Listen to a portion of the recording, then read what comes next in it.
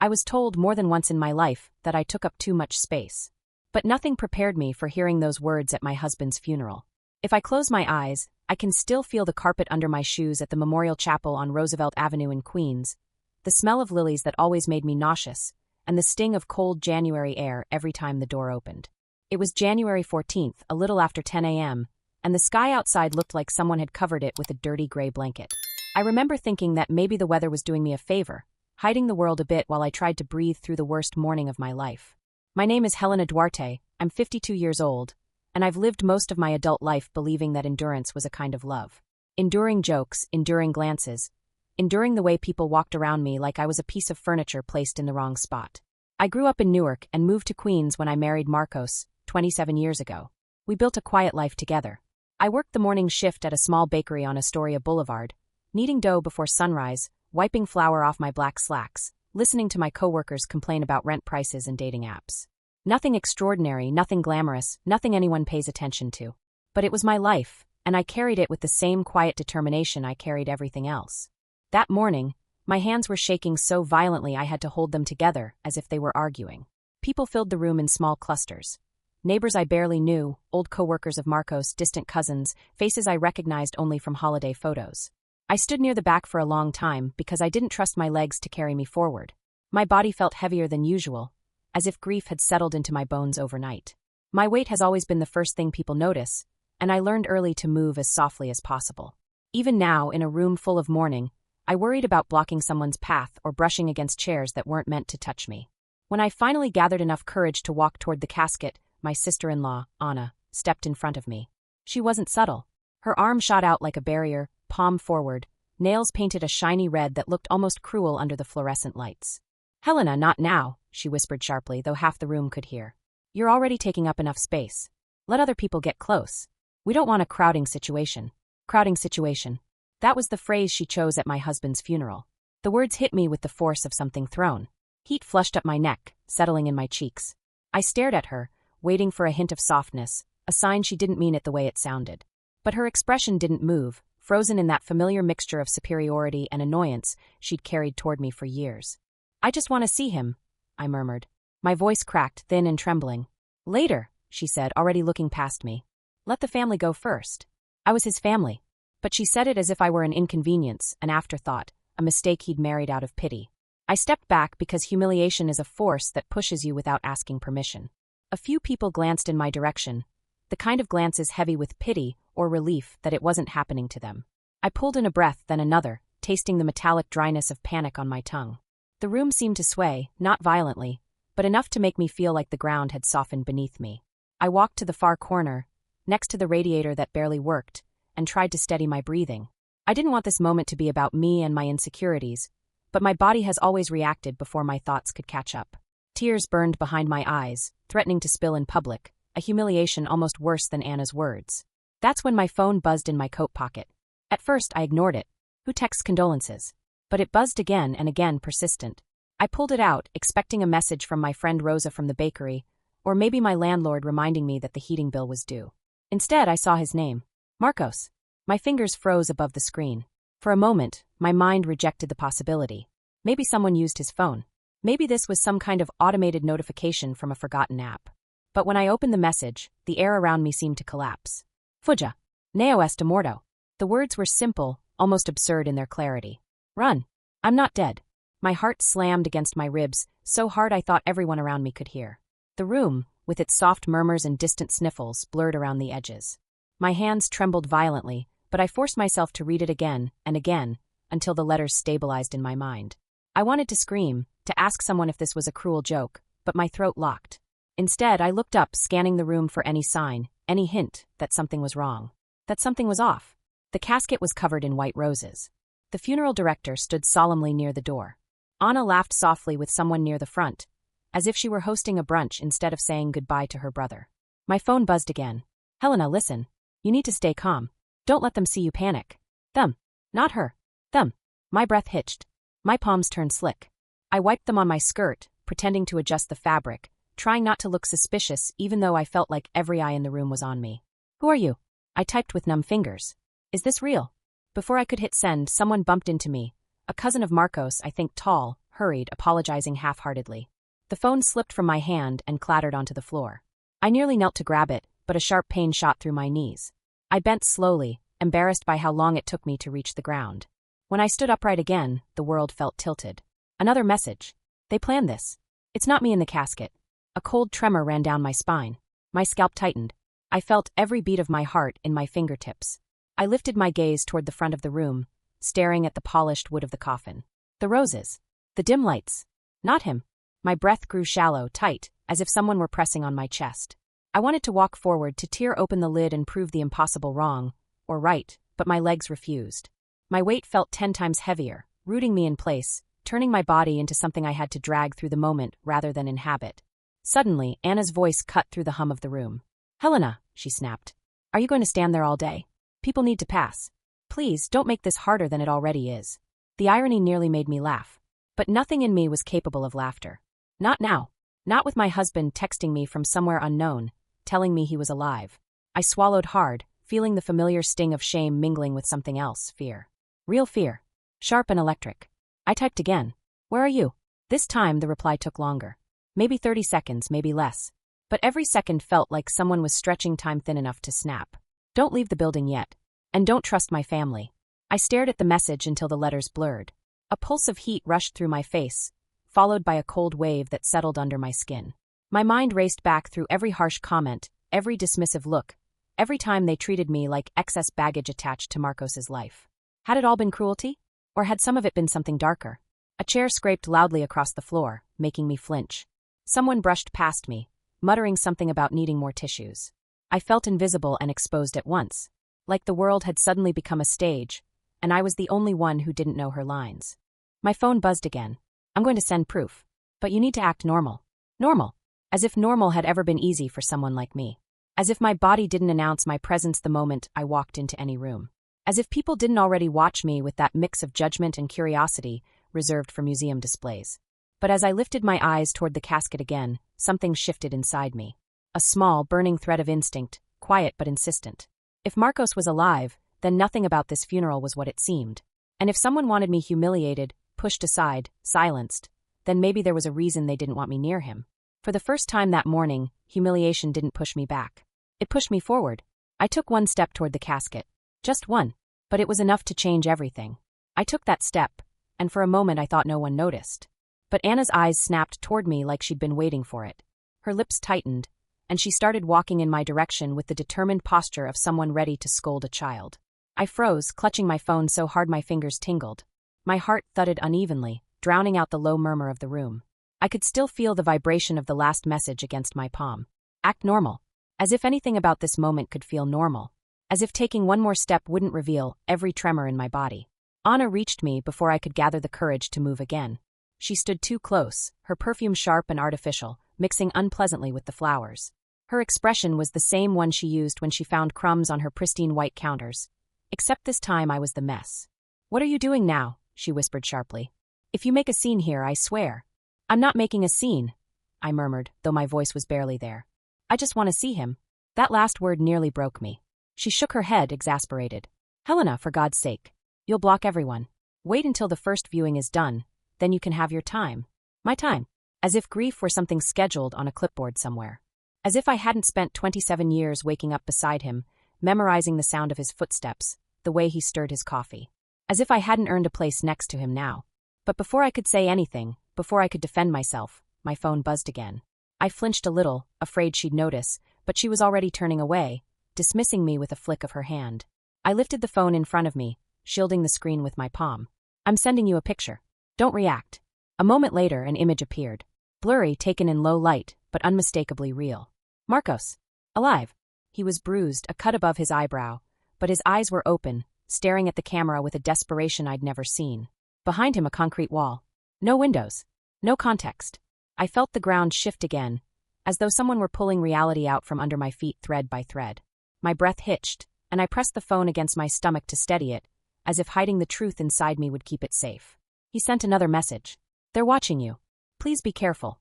I swallowed hard, trying to look calm, but my mind spun in tight circles. Watching me? Who? How? Why? Questions swarmed in my head, piling over each other like frantic birds. And yet underneath the fear, something stubborn and heavy began to form. Resolve. I looked toward the front of the room again. The casket lay there in pristine silence, surrounded by flowers carefully arranged by hands that believed they were honoring a man who wasn't even inside. I wanted to scream. Instead, I lowered my head, pretending to adjust my coat. I wiped at my eyes, though no tears had fallen yet. People glanced at me with polite sympathy, assuming I was grieving like any widow should. None of them could imagine the storm inside me.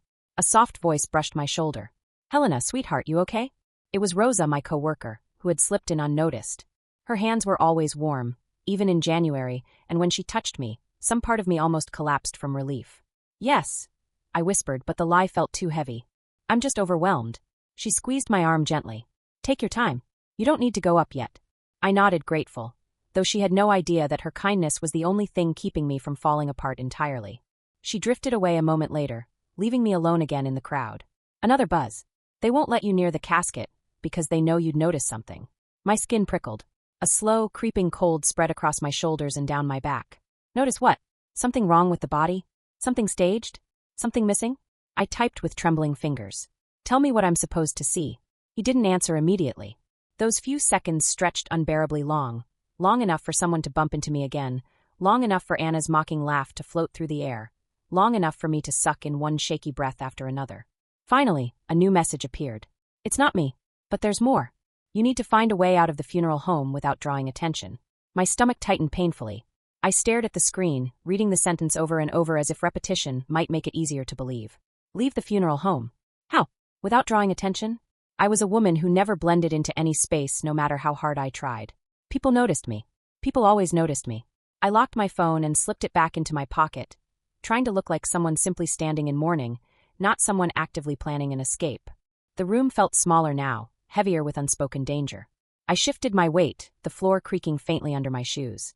Everything about me felt loud. I scanned the room again, trying to memorize exits, corners, faces. The director was near the door, distracted by someone asking about the service time. A few people stood in line to offer condolences to Anna's mother. No one seemed to be watching me too closely. But every time I lifted my head, I saw Anna's eyes dart toward me. Quick. Sharp. Suspicious. She stayed close to the casket, talking to guests, but always positioned in a way that blocked access. It was almost deliberate. No, it was deliberate. That realization tightened something deep inside my chest. I reached into my pocket and touched my phone, grounding myself as if Marcos were right there holding my hand. A soft buzz. "I believe in you. Please don't let them see you run." Something in those words cracked open a place inside me I had kept buried beneath years of humiliation and silence. Marcos believed in me. Maybe more than I believed in myself. I drew in a slow breath, straightened my spine, and adjusted my coat as if preparing to leave for a completely normal reason. I walked toward the back hallway where the restrooms were, moving carefully but with purpose. A few guests glanced my way, but no one stopped me. When I reached the hallway, I turned the corner and let out a shaky breath I hadn't realized I was holding. The door to the women's restroom was closed. The hallway was empty. I stood there for a moment, my back pressed to the cool wall, gathering myself. Then my phone buzzed again, louder in the quiet corridor. "Good. When you're out of sight, exit through the back service door. It should be down the hall on your left." I looked left. The hallway stretched into dimmer lighting, the kind that made everything feel slightly unreal. The carpet thinned out. The floral wallpaper gave way to plain beige paint. This was where the staff worked, where guests weren't meant to wander. My pulse fluttered painfully in my throat as I took my first step. Then a voice behind me stopped me cold. "Helena." It was Anna's mother. Her voice was gentle, too gentle. "Where are you going, dear?" I turned slowly, careful to hide the tension in my face. She was an older woman with silver hair pinned neatly at the back, her black dress falling in graceful lines. She looked at me as though trying to read something behind my eyes. "I just need a moment," I said quietly. "In the restroom." She studied me, head tilted. "You look pale." I forced a faint smile. "It's hard. You understand." She nodded. "Of course." But something in her gaze lingered longer than comfort allowed. Something calculating. "If you need water, let me know. We can bring some to you." "Thank you," I murmured, inching closer to the restroom. She gave a final nod and turned away. I slipped inside, locked the door, and leaned over the sink. My breath came unevenly. The overhead light flickered once, reflecting my face in the mirror, flushed, frightened, tired. My hair had started coming loose from the clip. My eyes looked darker than usual, weighed down with a fear that didn't feel fully mine. Who were they? What did they want? And how long had this plan been unfolding around me without my knowledge? My phone buzzed again. "Hurry, Helena." I gripped the edge of the sink, bracing myself. I knew that when I left this room, everything in my life would shift, maybe beyond recognition. But for the first time in years, I wasn't stepping back. I wasn't apologizing for existing. I wasn't shrinking to make others comfortable. I pushed open the restroom door and walked toward the dim hallway, my heart pounding with dread, grief, and something newly born inside me. Something close to courage. When I reached the service door, I wrapped my hand around the cold metal handle and pulled. The metal gave way with a low, tired creak, and a gust of cold air rushed in, sharp enough to steal my breath. For a second, I just stood there with my hand still on the handle, staring at the narrow concrete steps that led down to the alley behind the funeral home. The smell changed instantly, from flowers and coffee and too many bodies in one room to trash, exhaust, and winter. I stepped outside, letting the door close softly behind me. The noise of the service dimmed, replaced by distant city sounds. A bus braking on the avenue, a car horn, someone shouting a name far down the block. It was late morning, but the sky was still the same heavy gray, threatening snow that never seemed to fall. I wrapped my coat tighter around myself, but the cold found every opening, every weakness. My cheeks prickled, my fingers numb even inside my gloves. I've always hated how winter makes everything about my body feel louder. The way my coat doesn't close all the way, the way my boots dig into the sidewalk, the way I move slower on ice because I'm terrified of falling and not being able to get up fast enough. My phone buzzed again. "Are you outside?" "Yes," I typed with clumsy fingers. "In the back alley." A few seconds later, another message. "Good. Stay out of sight. Turn left and walk to the end of the alley. There should be a small parking lot. Don't go to the street yet." I looked left. The alley stretched along the back of the building, a row of dumpsters, a faded employees-only sign, a few cigarette butts mashed into slushy puddles.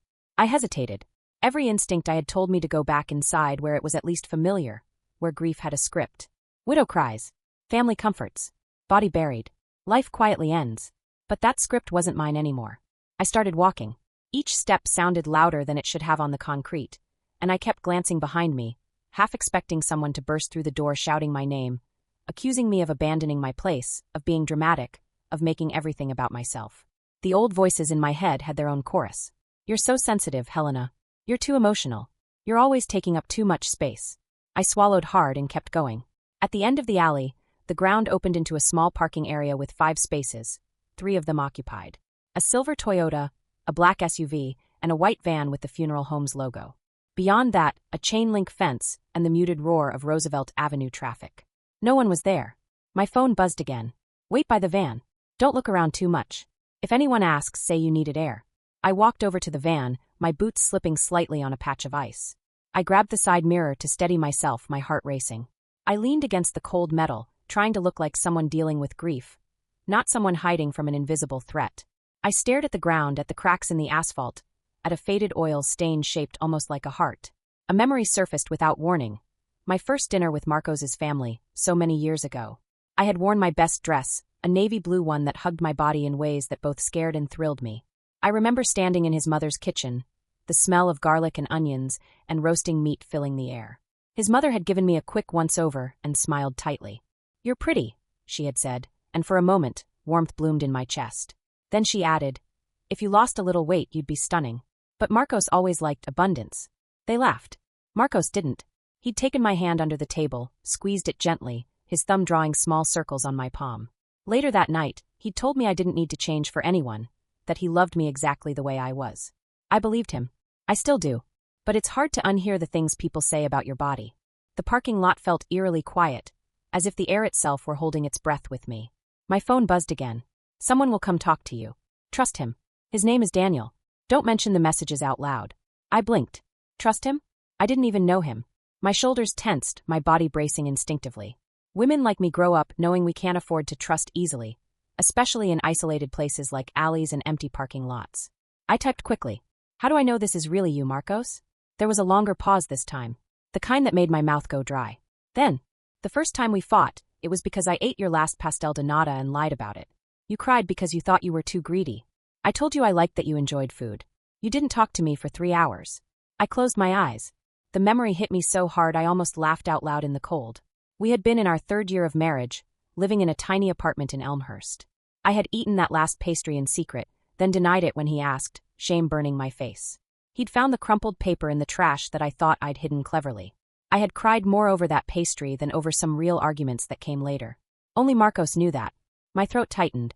I pressed the phone to my chest for a moment, fighting the urge to sink to the ground under the weight of it all. Okay, I typed. I believe you. Almost immediately, another message. Daniel is there to help. He's the only one from my side I trust right now. Please, Helena. Listen to him. I'm running out of time. My stomach lurched. Running out of time. That phrase sat heavy in my mind, like something poisonous sinking slowly into water. A car door clicked somewhere behind me. I stiffened and turned. A man in his 30s stepped out of the silver Toyota.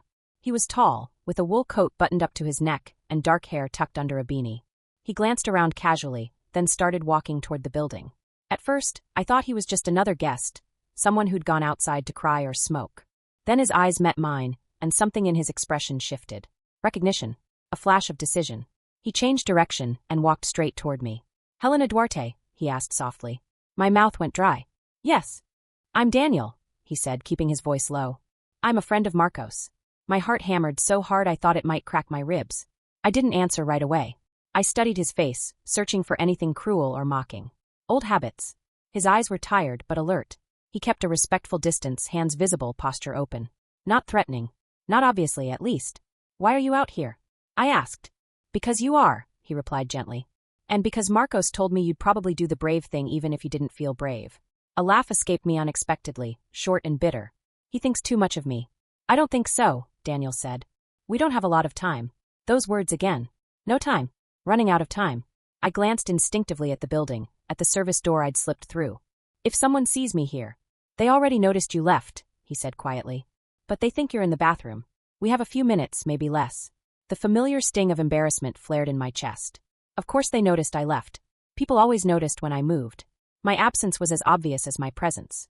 I took up space even when I wasn't in the room. What's going on? I demanded, my voice sharper than I intended. My husband is supposed to be in there. In that casket. But he's sending me messages, telling me he's alive. Telling me not to trust his own family. Do you have any idea how insane that sounds? Yes, Daniel said. Because I'm the one who took that picture he sent you. The parking lot seemed to tilt sideways. I grabbed the van again to steady myself. You saw him? I whispered. In person? Where is he? Is he okay? He hesitated, and that hesitation was worse than any direct answer. He's alive, Daniel said finally. But he's not okay. My throat constricted. Why didn't you call the police? He glanced toward the street, then back at me. It's not that simple. It never is, I muttered, feeling frustration rise like heat under my skin. He stepped a little closer, his voice dropping further. Helena, I know you don't know me, and I know this is the worst possible moment to ask you to trust a stranger. But Marcos asked me to protect you. Right now, that means getting you out of here safely and explaining everything somewhere they aren't listening. They, I repeated. Who is they? His own family? You expect me to believe that his sister, his mother, would, fake his death? For what? Daniel's jaw tightened. I'll explain. But not here. I thought of Anna's face when she stopped me from approaching the casket. Of how determined she'd been. Of all the years of small humiliations, sharp comments, jokes muttered just loud enough for me to hear. You're too much, Helena. You're suffocating him. You're lucky he even noticed you.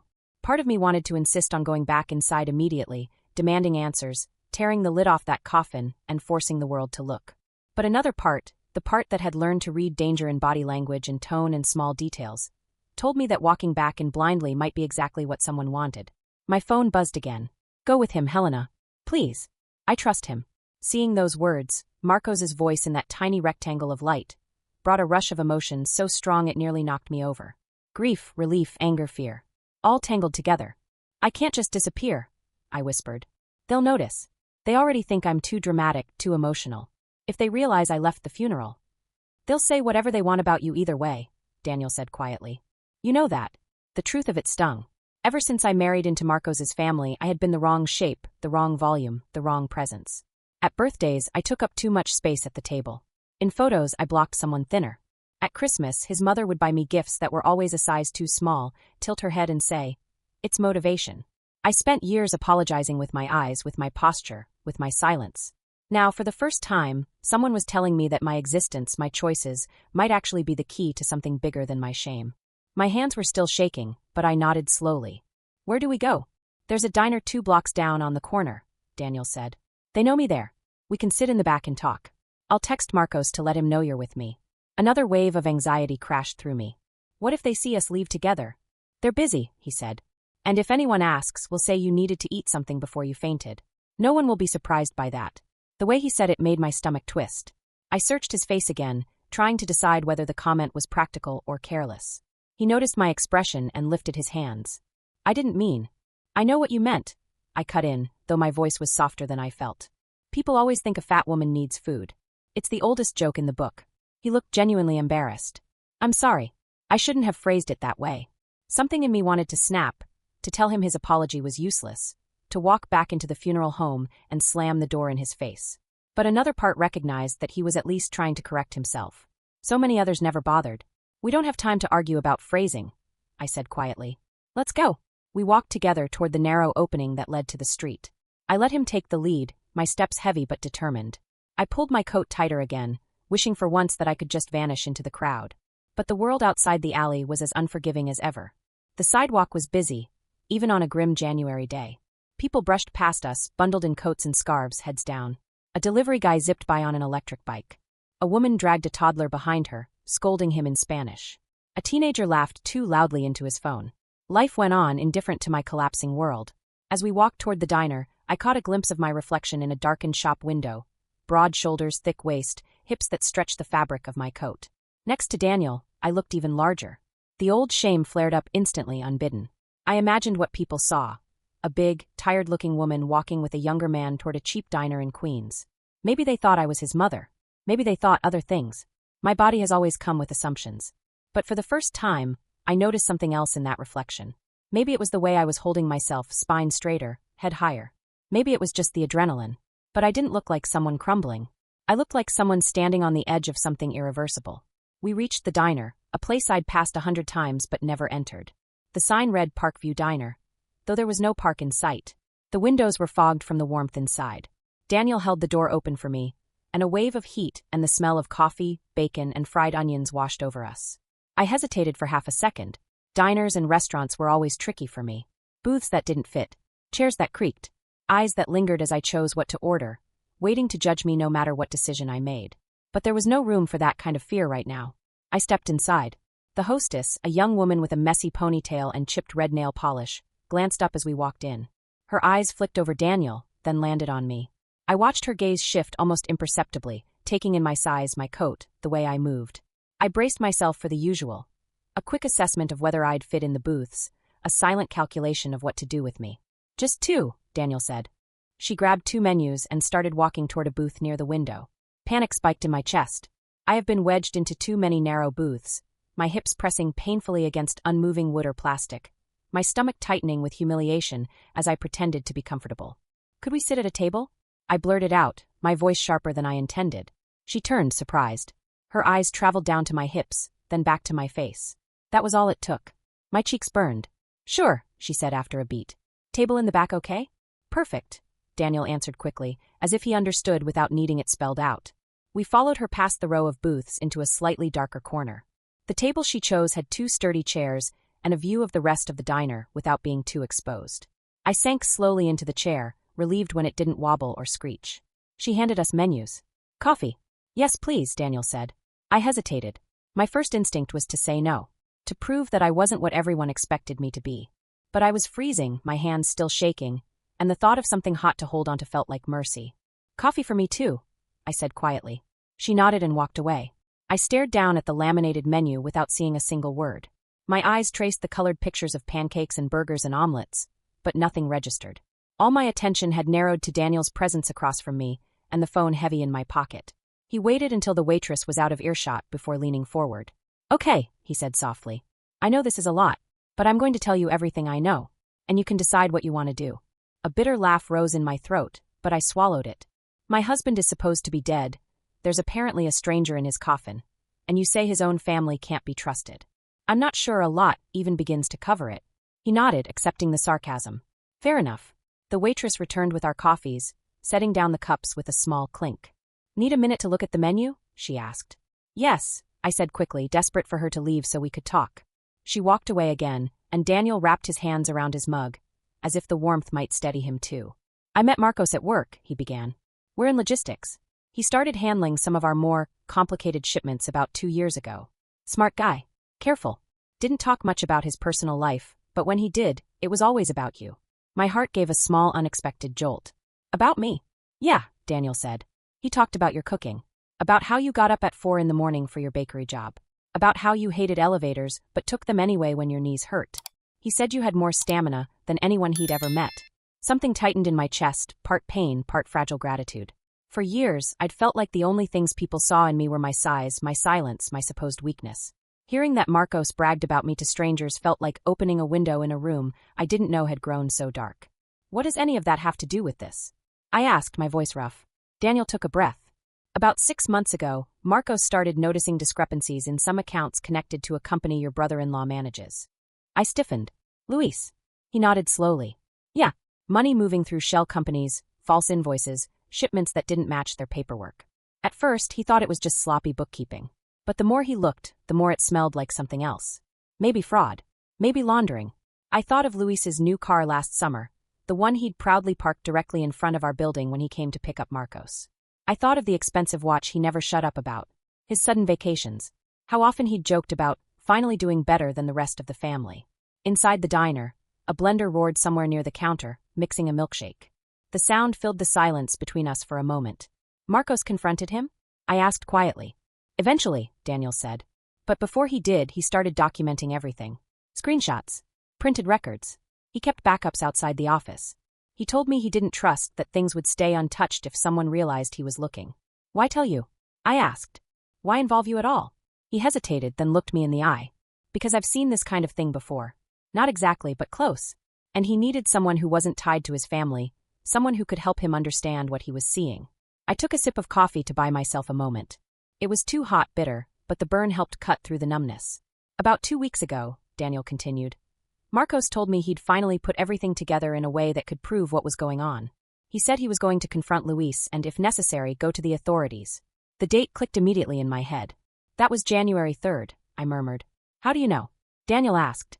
Because he came home that night quieter than usual, I said slowly, chasing the memory. We had leftover stew. He barely ate.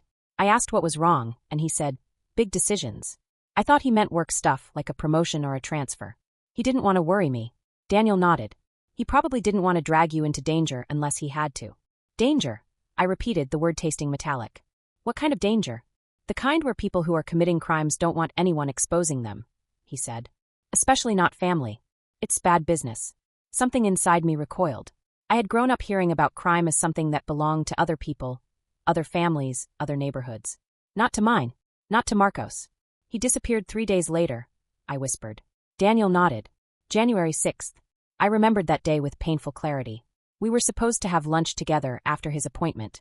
When he didn't show, I called. No answer. I texted. Are you okay? The message stayed unread. By evening, I was pacing through our apartment, calling hospitals, calling his mother, calling anyone who might know where he was. They found his body the next morning. The police said it was a car accident, I said. Single vehicle. They said it was quick. Daniel's expression hardened. That wasn't an accident. They staged it.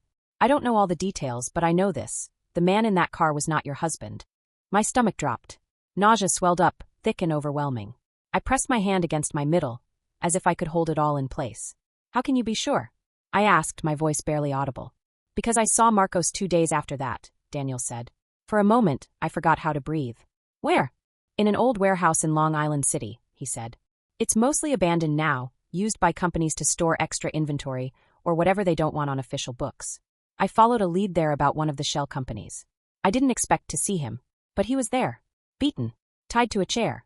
The image slammed into me with brutal force. Oh my God. Daniel's eyes darkened. I tried to get him out that night, but I didn't have enough backup. There were at least 3 guys watching him, probably more nearby. If I did anything then, they could have killed both of us. Tears finally burned their way out of my eyes, blurring the diner. I blinked them away furiously. I didn't want to cry here, in this public place where people could see, could judge. But my body had its own agenda. He told me to focus on something else, Daniel continued. He said if anything happened to him, someone had to protect you. He said they hated you already. That if they found out he was trying to expose them, they might try to use you. A harsh laugh broke out of me before I could stop it. Use me how? I'm the one they've spent years insulting. They called me a burden, a liability, said he married down. Why would they need me for anything? Because you're his wife, Daniel said simply. Legally, that means you're connected to accounts, property, insurance, paperwork. He told me there are policies you don't even know about. Things he set up to make sure you'd be okay if something ever happened to him. If they can control you, or discredit you, they can control or access that money. I thought of all the times Anna had told me I was lucky to have him. Not in a sweet, romantic way, but like I'd won a prize I didn't deserve. I thought of how often she'd called me excess. I thought of how she'd blocked me from the casket this morning. They never saw your mind as a threat. Just your body, Daniel said quietly. They underestimated you. That's their mistake. The waitress appeared again, notepad in hand. You ready to order? I almost told her no, that I couldn't even think about food. But my hands were still shaking, and I realized I hadn't eaten since very early that morning, when I forced down half a piece of toast before putting on my black dress. I'll have 2 scrambled eggs and toast, I said finally. No sides. The words felt defensive, like a disclaimer. I'm not overeating. I'm being careful. Please don't judge me. Bacon? She asked automatically. No, I said quickly. Just eggs and toast. She nodded, turning to Daniel. Just coffee for now, he said. When she left, my shoulders sagged a little. I hate this, I confessed quietly. Ordering in front of people. Feeling like I have to prove I'm not what they think I am. I get that, he said. No, you don't, I replied, not unkindly. You're not the one people stare at when you sit down. You don't have strangers calculating what you should be eating based on your body's size. You don't hear people sigh when they have to squeeze past you. You have no idea what it's like to carry this much visibility. He looked at me for a long moment. You're right, he said finally. I don't know, but I'm listening. Something about the way he said it softened me just enough. So what now? I asked. You tell me all this, and then what? I go back to the funeral like nothing's wrong? Hug his mother, greet his sister, pretend I don't know the body we're burying isn't even his. If you go back now without a plan, you'll be walking into enemy territory, Daniel said.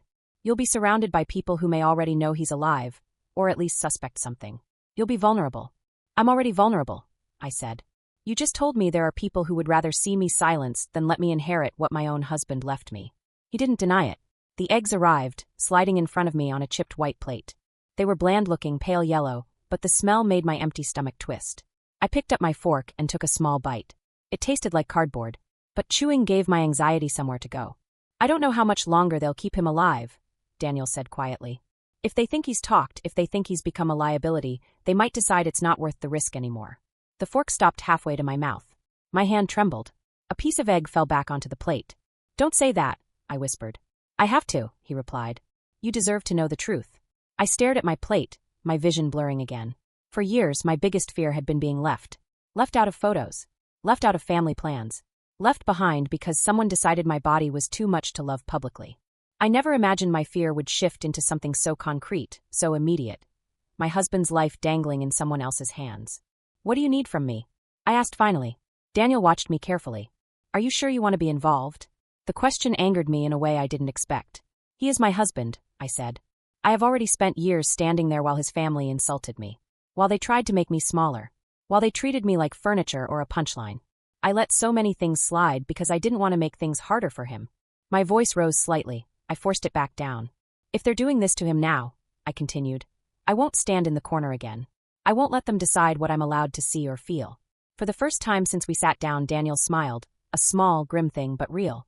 That's what he said, he murmured. He said, they think Helena is easy to push aside. They have no idea who they're dealing with. Hearing that almost broke me completely. A sob clawed up my throat, but I pushed it down, swallowing hard. My chest ached. What do you need from me? I repeated, steadier this time. Daniel leaned in, lowering his voice. First, we need proof. Not just the picture he sent. That's enough for us, but not for authorities.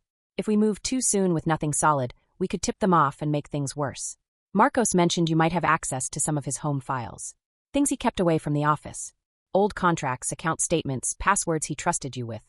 I thought of the small metal box under our bed, the one he'd told me not to worry about, calling it boring paperwork. I thought of the locked drawer in his desk, the one whose key he always kept in his jacket pocket. That jacket was now hanging in our hall closet, where I hadn't been able to touch it since they told me he was dead. Yes, I said slowly. There are things.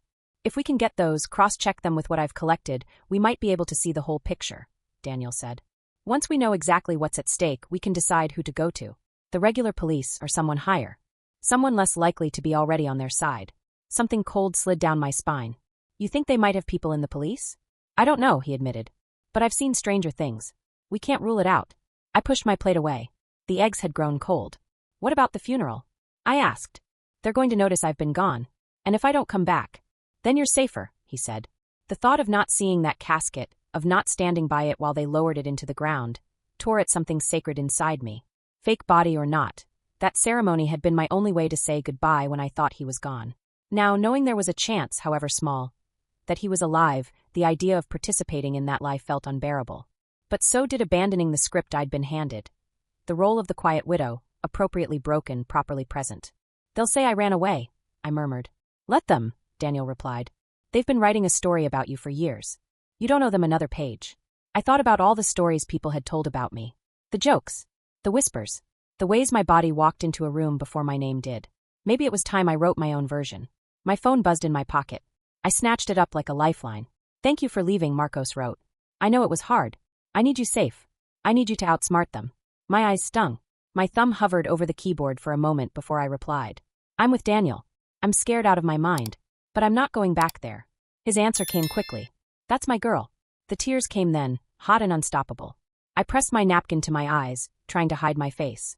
The humiliation of crying in public, of taking up emotional space on top of physical space, wrapped around me like barbed wire. But beneath it, something else pulsed. Anger. Determination. Love. I lowered the napkin slowly, wiped under my eyes, and looked at Daniel. "I'll get you what you need," I said. "From the apartment. From his files. Whatever it takes." "You're sure?" he asked.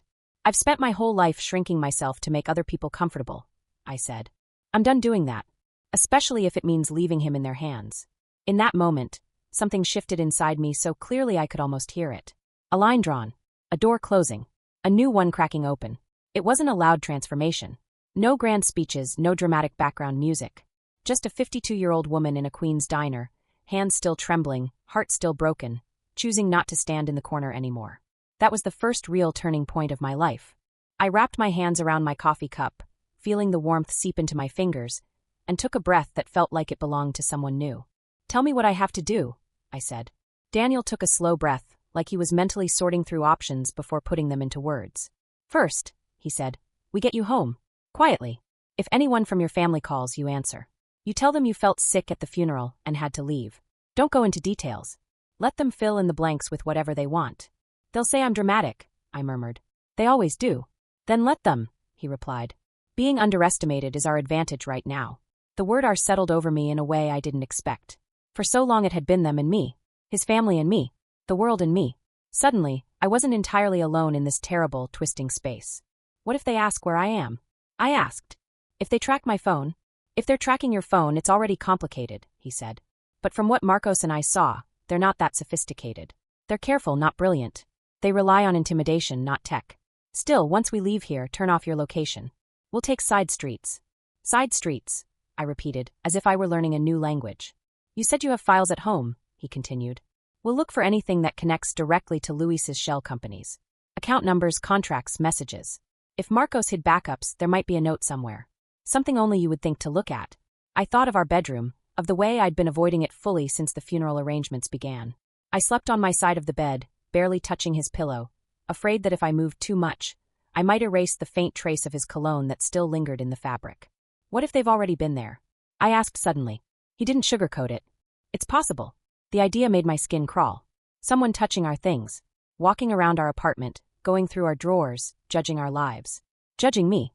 Seeing the extra-large clothes, the stretchy waistbands, the food receipts, the failed diet plans in the trash, the journals with half-finished resolutions. "They'd see everything," I whispered. "Then we'll know," he said simply. "Knowing is better than thinking you're safe when you're not." I stared at him for a long moment. I wasn't used to people talking to me this way, like my involvement was a given, like my decisions mattered. So often, my choices were treated like inconveniences. If I chose to sit, I was in the way. If I chose to stand, I was looming. If I cried, I was too emotional. If I stayed calm, I was cold. "You're very calm about all this," I said. "I'm not calm," he replied. "I'm focused. There's a difference." He glanced at his watch. "We should go soon. The longer you're gone, the more likely someone will notice." I nodded and pushed my plate away completely. I'd eaten maybe 3 bites. The rest of the food sat there, congealing slowly under the cool diner air. A familiar shame pricked at me. What a waste, people would say. Big woman, small appetite. What's wrong with her? Or the opposite, big woman, cleared plate. Of course. I could never win. The waitress came back, eyeing the barely touched food. "Everything okay?" she asked. "Yes," I said quickly. "I just don't have much of an appetite." Her gaze flicked from my body to the plate, and back again in a split second. I saw the judgment there, Or maybe I just expected it so intensely that I created it. Either way, it burned. "I'll wrap it up," she said after a beat. "You can take it with you." I wanted to say no, to refuse, to avoid the image of me walking around with a takeout box like some kind of cliché. But Rosa had once told me to stop apologizing for surviving. Food was survival. "That's fine," I said quietly. When she left, Daniel slid a few bills onto the table. "I've got this," he said when he saw me reach for my wallet. "I can pay for my own meal," I muttered automatically. "I know," he said. "I'm not trying to take over. I just want to keep this simple. One less thing for you to worry about." It was such a small thing, but it made my throat tighten again. The number of times people had assumed I was a financial burden, the number of times I'd overheard comments about how Marcos must be paying for everything, still lingered in my bones. I didn't like being seen as dependent, even in moments when I desperately needed help. "I'll get the next one," I said softly, surprising myself. His mouth lifted in a brief, tired smile. "Deal." The waitress brought the boxed-up food and the bill, then drifted off to another table. Daniel stood, glancing around the diner. I followed his gaze. No one seemed particularly interested in us. A couple argued quietly at the counter. An older man read a newspaper by the window. Life went on. I grabbed the takeout container, more as a shield than anything else, and stood up. The chair scraped lightly against the floor. I felt a few heads turn, as they always did when I moved. My body was impossible to ignore in small spaces, and I hated that awareness. But this time I didn't shrink. We stepped out into the cold again, the door chiming behind us. The air hit my face, sharp and clean, like a slap and a blessing at once. "Your place is close?" Daniel asked. "About 10 minutes, I said. "On foot." "Good," he replied. "We'll stay on the side streets and avoid main intersections as much as possible. If you see anyone you recognize, don't stop. Don't talk. Just nod and keep walking." "Do you really think someone would try something in broad daylight?" I asked. He looked at me seriously. "Desperate people do stupid things at any time of day." We started walking. I led the way, muscle memory guiding me through familiar streets that suddenly felt haunted. Every corner I'd turned 1,000 times now carried a weight I'd never noticed before. We passed the small laundromat where I always felt self-conscious loading my clothes into the largest machine, imagining strangers counting how many garments I had, wondering why everything looked so big. We passed the bodega where the owner sometimes threw in an extra pastry on the house, a gesture that always left me wondering whether it was kindness or an unspoken joke at my expense. At one point, we crossed paths with Mrs. Alvarez, my downstairs neighbor. She was bundled in a thick coat and carrying 2 grocery bags, her gray hair peeking out from under a knitted hat. "Helena," she called, squinting. "Aren't you supposed to be at the funeral?" My heart jumped. I forced my face into a semblance of sadness, which wasn't hard. I said. "I didn't feel well. I had to step out for a bit." She clicked her tongue, sympathy in her eyes. Of course. It's too much for one day. You take care, Querida. You call me if you need anything." "I will," I said, the words sticking to my tongue like syrup. Her gaze moved to Daniel, curiosity sparking. "Friend of the family?" "Coworker," Daniel said smoothly. "Just making sure she got home okay." She narrowed her eyes, not in suspicion, but in that older lady way that always looked like evaluation. Then she nodded approvingly. "It's good someone is looking out for her," she said before turning away. We kept walking. "Do you think she's going to mention seeing you?" Daniel asked. "Probably," I said. "But she'll frame it as concern, not betrayal." "That's something," he murmured. We arrived at my building, a 3-story beige structure with peeling paint and a temperamental front door. I had always been grateful for it, even in its imperfections. It was the first place that felt like mine and Marcos's, not just an in-between. Now, standing in front of it, I felt a new tension. The entrance, which usually smelled faintly of cleaning solution and old mail, felt like a threshold between one version of my life and another. I pushed open the door, which resisted like always, then gave way with a heavy sigh of metal and wood. We stepped inside the small lobby. The mailbox row on the left. The narrow staircase ahead. The faint buzz of someone's TV upstairs. My apartment was on the 2nd floor. Normally, I avoided thinking too much about the stairs. I just climbed them slowly, one at a time, letting my knees complain. But with someone behind me, I felt hyper-aware of the way my body moved, of the slight huff of my breath by the time I reached the landing. "Take your time," Daniel said from behind me, not impatient, but I still heard the echo of 1,000 other voices from my past. "Come on, it's just stairs. If you lost some weight, it would be easier. You sound like you're dying." I reached the 2nd floor and paused to catch my breath, pretending to dig through my purse for keys, even though I already knew exactly where they were. When I looked up at my door, my stomach clenched. The doormat was slightly off-center. It was such a small thing. So minor. Something I might not have noticed on any other day. But this morning, when I left for the funeral, I had straightened it automatically with my foot, a tiny habit of control in a world that often made me feel like nothing belonged to me. Now it was crooked, pushed back an inch, as if someone had nudged it with their shoe. I stopped mid-motion. "What is it?" Daniel asked quietly. "The mat," I said. It wasn't like that. He looked at me, then at the mat. His face hardened. "Are you sure?" "Yes," I said. "I always straighten it when I leave. It's stupid, but I do." He stepped forward, examining the door. The lock looked normal. The wood around it wasn't damaged. Everything appeared ordinary. But ordinary could be deceptive. "Wait here a second," he murmured. I watched as he leaned close to the door, listening. Then he took a thin object out of his pocket, a small piece of plastic maybe, and gently dragged it along the edge of the door near the lock, as if testing something. "The lock's been used," he whispered. "More than once recently." "This is an apartment," I said weakly. "Of course it's been used. I live here." "I mean by someone who doesn't move like you," he replied. "Someone who doesn't care about noise." My skin prickled. He straightened and stepped back. "Do you want me to go in first?" Part of me wanted to say no, that this was my home, my space, and I refused to be treated like a fragile object who needed protection. Another part of me, older, quieter, more honest, was deeply grateful for the offer. "Yes," I said. "Please." I handed him the keys. He slipped the correct one into the lock without hesitation, turned it slowly, and pushed the door open a few inches. The apartment smelled faintly of yesterday's coffee and the floral air freshener I kept by the window. No obvious signs of disturbance. No broken things. No overturned furniture. He stepped inside, scanning quickly. I followed, my heart pounding so hard my ears rang. The living room looked the same at first glance. The brown sofa with the sagging middle. The coffee table with a ring from a mug I never managed to scrub away. The framed wedding photo on the wall, Marcos in a navy suit, me in an ivory dress that had cost more than we could afford, both of us smiling like we were the only people in the world.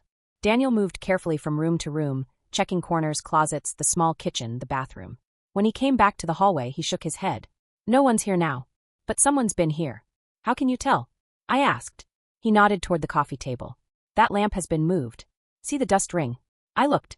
He was right. There was a faint line where the base of the lamp used to be, slightly to the left. Now it sat perfectly centered. I never centered things. I left them where they landed. A chill ran through me. I turned toward the bedroom, the doorway suddenly looming like the entrance to something sacred and violated. "I'll check," Daniel said. "No," I said, surprising both of us with the force in my voice. "It's my room. I need to see it." He hesitated, then nodded, stepping aside. I walked slowly toward the bedroom. My hand shook as I gripped the doorknob and pushed it open. At first, everything looked normal. The bed unmade, my side slightly more rumpled than his. The small TV on the dresser. The pile of laundry in the basket in the corner. The photo of us at Coney Island, wind messing up my hair, his arm thrown around my shoulders. Then my eyes dropped to the floor near the bed. The metal box. It lay open. I froze. Blood rushed in my ears, drowning out every sound. I stepped closer, each movement stiff and mechanical. The papers that should have been inside, old account statements, insurance documents, a copy of our marriage certificate, were scattered on the floor. Not all of them. Just some. The rest were gone, leaving jagged gaps in the pile like missing teeth. Daniel stepped into the room behind me. "Don't touch anything yet," he said gently. I ignored him and dropped to my knees anyway. My joints protested, a sharp, familiar pain shooting up my legs, but I barely registered it. I sifted through the papers with trembling hands. Names. Numbers. Letters. All of it blurred. My breath hitched when I reached the bottom of the box. The folder that contained Marcos's notes, the one he'd told me not to worry about, was gone. I sat back on my heels, feeling as if someone had punched me in the stomach and stolen the air from the room. "They've been here," I whispered. "They've already taken what we needed." Daniel knelt beside me, careful not to touch anything directly. His eyes swept over the scattered papers. "Not everything," he said quietly. "Look." He pointed to a small pile tucked closer to the bed. I reached for it with slow, numb fingers. The top sheet was an old bank statement. But the one beneath it, a page filled with Marcos's handwriting. Numbers, arrows, names. At the top in bold letters, 2 words. "If something happens." My hands shook so badly I had to steady the page with my other palm. I brought it closer, my vision narrowing to the ink, the curves of his letters. He had written it for me. That realization hit like a second wave. For me. For me. The words on the page blurred as tears pushed into my eyes again. I blinked them away, forcing myself to focus. Marcos's handwriting was hurried but still undeniably his. Curved letters, small corrections, the way he always pressed harder on certain words when he was anxious. "Helena, if something happens and I can't explain this to you in person, start here." My throat tightened. He had written this with the awareness that something could go wrong. That he might not come home one day. While I had been worrying about dinner, laundry, the electric bill, he had been planning for the possibility of his own disappearance. Don't trust anything that comes from Luis, Anna, or my mother without checking it twice. If they tell you it's for your protection, assume the opposite. Check the account ending in 4721. I opened it in your name but never told them. The money there is yours no matter what they say. It may give you some time. My heart pounded harder with every line. I hid backups in places where only you would look. You always organize the same way. You always straighten the same things. Start with the picture frame in the hallway. Our Coney Island photo. Look behind it. If that's gone, check inside the sugar container on the kitchen counter. The blue one you hate. If that's empty too, call the number written under the base of your jewelry box. Use a payphone if you can. I swallowed hard. The familiarity of his observations about me, my habits, my quirks, even my hatred of that chipped blue sugar container, cut through the terror like a sharp, clean line. He really had thought this through with me in mind. If you're reading this, it's because I couldn't keep you out of it. I'm sorry, but I also know you. I know you're stronger than they think. Please, don't let them push you into the background. You see more than you say. I pressed the paper to my chest for a moment, closing my eyes. The weight of all the years I had spent swallowing my reactions, minimizing myself, apologizing for existing, settled differently inside me. He had seen me, really seen me, even when I didn't think I was worth looking at. Helena. Daniel's voice broke softly into my thoughts. This changes things. In a good way. Good, I repeated, my voice raw. How is any of this good? Because it means he planned for you to find this, he said. He trusted you to finish what he started, if he couldn't. That gives us a map. The word map steadied me in a strange way. I had been stumbling blindly since the phone buzzed at the funeral home. Now, at least, there were instructions. I took a shaky breath and carefully folded the page. I need to check the frame, I said. We walked back into the hallway. The photo he mentioned hung between the bedroom and the living room, a candid shot from years ago. I'd always hated how my dress clung to my stomach in that picture, how my arms looked bigger than I wanted.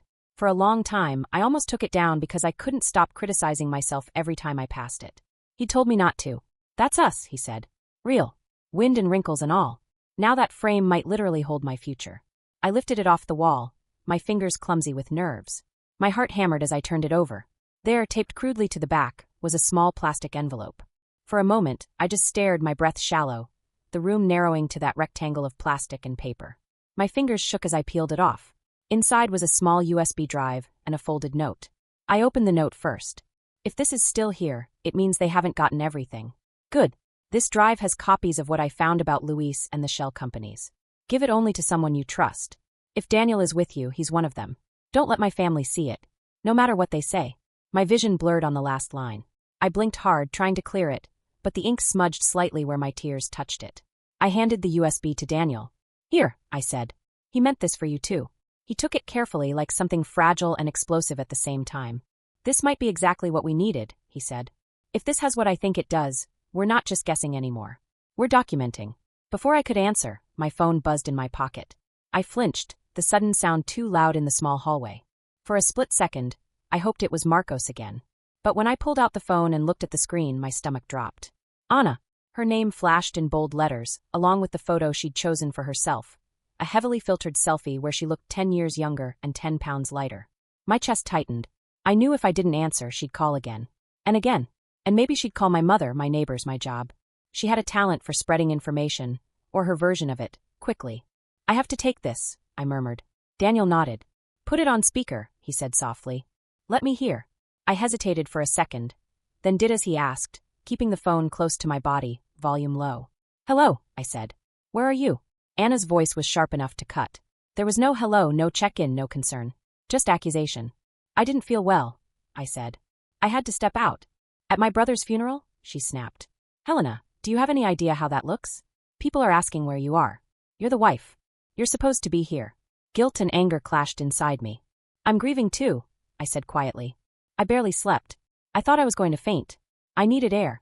What you needed, she said, her voice thick with contempt, was to think about someone other than yourself for once. My God, even today, you make everything about your feelings. People are saying it was dramatic. The word stung in a familiar way. I felt my face heat, even though she couldn't see me. In fact, she continued, piling on, someone said you ran out like you were about to throw up. Maybe next time, try not eating before a funeral if you can't handle it. Daniel's jaw tightened. I saw his hand curl into a fist at his side. Shame crashed over me in a wave so physical I had to lean against the wall. For a moment, I was no longer a woman uncovering a conspiracy surrounding her husband's disappearance. I was a girl again, 15, at a cousin's birthday, overhearing someone say she'd be so pretty if she weren't so fat. I swallowed hard. "I'll be back later," I said. "I just need—" "No," she cut in. "Don't bother. The burial is in 2 hours. We can't push it back for you. People have jobs, lives. We'll go ahead with or without you. If you decide you want to act like a wife for once and say goodbye properly, you can show up at the cemetery." The cruelty in the phrase "act like a wife" twisted something in my chest. As if all the cooking, cleaning, listening, loving, forgiving I had done for 27 years meant nothing. As if my worth in this role came down to one public performance of grief. "I didn't abandon him," I whispered, the words spilling out before I could stop them. "Really?" she said. "Because that's what it looks like. You know what people are saying? That you couldn't handle all the attention not being on you. That you had to go have your little moment. Honestly, Helena, I tried to be understanding. I really did. But you made things difficult even today. Pushing to get to the front. Getting in the way. Taking up space when others needed time too." The phrase "taking up space" slammed into me with brutal accuracy. I felt the air leave my lungs. Daniel stepped closer, his eyes full of something that looked dangerously like fury. He mouthed, "Hang up." But I wasn't done. "You didn't let me see him," I said quietly. "You stood in my way." "I was trying to keep things orderly," she snapped. "You were crowding people. You were making a scene. I had to think of the others. Not just you. Honestly, it's always been like this. My brother spent half his life compensating for your presence." My hand shook so violently I almost dropped the phone. She didn't stop. "You really think he didn't complain?" she went on, voice dripping poison. "About how hard it was to take you places. The stairs, the seats, the looks? You think he liked spending every holiday trying to convince everyone you weren't a burden? He loved you, sure. But love has limits, Helena. You pushed his. That was the moment something inside me broke. Not the weak kind of breaking that left you crumpled on the floor. Something sharper. Cleaner. Like a crack in glass right before it shatters and lets the light in a new way." My voice steadied on its own. "Anna," I said. "I'm going to say this once. And only once. Marcos chose me. He stayed with me. He defended me when you weren't around to hear it. Whatever stories you told yourself to make my presence easier to swallow are yours, not his." She scoffed. "You're delusional." Maybe I was. But I had seen the messages he sent, the note he wrote, the way he had planned for me to be the one who carried this forward. "And another thing," I added, my tone lowering. "Don't ever suggest again that I don't know how to act like a wife. You have no idea what my marriage was like. All you ever saw were the parts that fit your version of me." For a moment, the line went quiet. I imagined her blinking in surprise, not used to this version of my voice, firm, unshaken, refusing to apologize. "You're really going to talk to me like that today?" she finally whispered, wounded but dangerous. "At my brother's funeral? Fine, Helena. Do what you want. But don't expect anyone to defend you when people talk. And they will talk. You running away like this, it says a lot. Maybe more than you want." "I didn't run away," I said. "Sure," she replied, cold now. "Tell yourself that." The call disconnected. The silence that followed was deafening. I stood there, phone still in my hand, feeling the echo of her words vibrate through my bones. Dramatic. Burden. Taking up space. Limits. All words I'd heard before in different forms. From kids at school, from strangers on the subway, from relatives at Christmas. And yet hearing them now, layered on top of grief and fear, and the knowledge that my husband was out there somewhere, alive but in danger, felt different.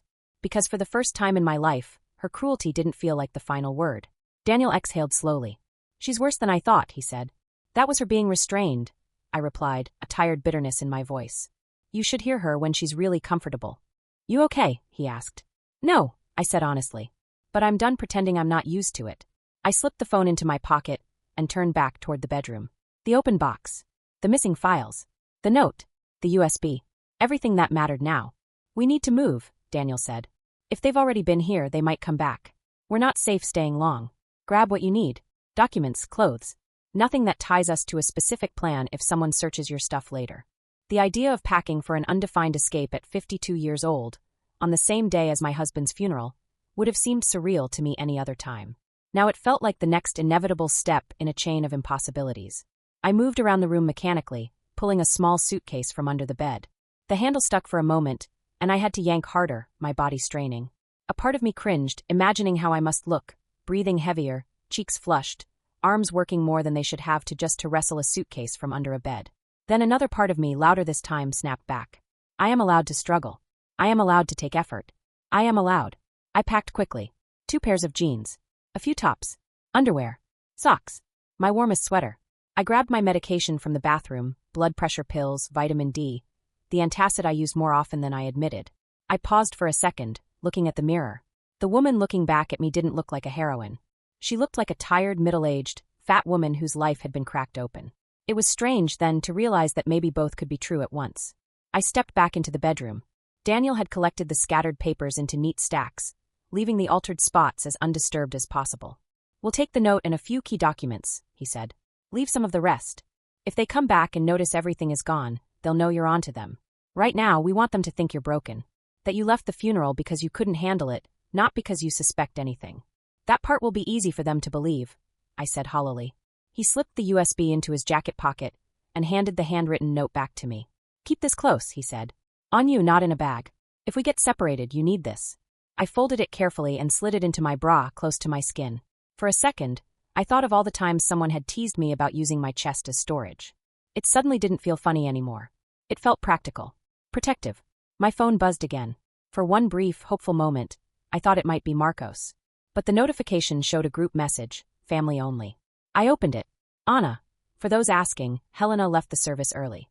She wasn't feeling well. Please keep her in your prayers. It's a very emotional day for her." Below the text, 3 people had already responded with heart emojis and praying hands. One of Marcos's cousins added, "Poor thing. She always took everything so hard." I stared at the screen, a strange mixture of rage and grim amusement bubbling up inside me. "They're already rewriting the story," I muttered. "What are they saying?" Daniel asked. "That I couldn't handle my emotions," I said. "That I left because I was overwhelmed. That I'm fragile. They've already decided who I am today." He shrugged lightly. "Let them. They're writing a story they think is safe. Meanwhile, we have the real one." His words sparked something bright and fierce in my chest. For years, I had watched them define me. The fat wife. The dramatic one. The one who cried too easily, ate too much, walked too slowly. The one they had to put up with for Marcos's sake. Now, for the first time, I had information they didn't. I had decisions to make they wouldn't expect. I had a role to play that didn't fit into any of their small, cruel categories. "Where do we go?" I asked. "I have a place," Daniel said. "Not my apartment. Too obvious. A friend's office near the river. Empty on weekends. No one will be looking for you there. We can plug in the drive, see what's on it, and plan our next move." I looked around my apartment one last time. The couch where I'd fallen asleep with Marcos's head in my lap after long days at work. The kitchen where I'd made pots of feijoada and trays of lasagna, always worrying there wouldn't be enough even when there was more than plenty. The hallway where I'd straightened that picture frame without thinking, not knowing it was also a secret compartment. "I don't know when I'll see this place again," I said quietly. "Think of it this way," Daniel replied. "When you come back, it'll be as someone they'll never underestimate again." I let that sink in. I picked up my suitcase. It was heavier than I wanted to admit, but I lifted it anyway. My knees protested. My back twinged. My heart pounded. But I moved. We stepped out into the hallway, then down the stairs, each step a small echo of a bigger shift happening inside me. As the apartment door closed behind us with a solid, final click, I felt something else shut with it. The part of my life where I accepted whatever story other people wrote about me. When we stepped out into the cold January air again, it hit my face like a challenge. I tightened my grip on the suitcase handle and followed Daniel toward a future that terrified me more than anything. And yet, for the first time, also felt like it might belong, at least partly, to me. We walked toward the river, cutting through side streets and narrow blocks lined with old brick buildings and small businesses with handwritten signs. The sky stayed that same unbroken gray, stretching low over Queens like it wanted to press the whole borough down. I pulled my coat tighter and kept my head low, the suitcase wheels bumping unevenly over cracked sidewalks. We didn't talk much at first. My mind replayed everything. Anna's voice, Marcos's messages, the note, the open box under the bed, the USB now in Daniel's pocket. Every few steps I glanced around, half expecting to see Luis's car, or Anna's accusing eyes, or some stranger lingering too long. At one intersection, a group of teenagers stood outside a corner store, laughing loudly, music spilling from someone's phone. As we passed, one of them glanced at me, his gaze sliding from my face down to my body and back again. I braced myself out of habit, waiting for the laugh, the comment, the exaggerated sound effect. It didn't come. He just turned back to his friends. My heart still raced. It's ridiculous, I thought. I could be running from people willing to fake a death and kidnap their own blood. And I'm still afraid of teenagers making fat jokes on the street. But fear doesn't change overnight. It lives in your muscles, your reflexes, your instincts. It shows up even when the threat is bigger than embarrassment. "How you holding up?"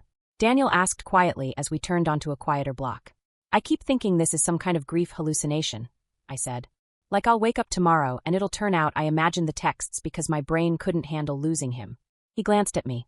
Grief doesn't plant USB drives behind picture frames. No, I said. But it does make everything feel slippery. Like I can't trust what I feel or see. You can trust this, he said. What they're doing is real. And wrong. And dangerous. You're not making it up. The words settled over me like a blanket that didn't quite reach my feet. But it was something. We crossed under the elevated tracks, the metallic groan of a passing train vibrating through my chest. The wind picked up, biting through my coat. I shivered, pulling my scarf higher. Office is a few blocks this way, Daniel said, nodding toward the river. Friend of mine rents part of a floor from a small shipping company. He's out of town this weekend. Gave me a spare key a while back. I help him sometimes with paperwork. You really live in logistics, I murmured. It's not glamorous, he said. But it's where things move. Where money moves. And where people get sloppy when they think no one's watching. We reached a nondescript building with cloudy glass doors and a buzzer that had seen better decades. Daniel punched in a code, and the lock clicked weakly. We stepped into a small lobby that smelled faintly of dust and old paint. An elevator sat at the end of the hall, its doors slightly ajar, humming faintly. I felt my chest tighten. Elevators have always made me nervous, not just because of the claustrophobia, but because of the weight limits, the creaks, the way people shift closer to the walls when I step inside. There's a staircase, Daniel said quietly, noticing my hesitation. But it's 4 flights. I looked at the stairs. Narrow, steep, painted the same dull gray as the walls. My knees ached just imagining it. My lungs did too. I looked back at the elevator. The inspection certificate was yellowed and curled at the corners.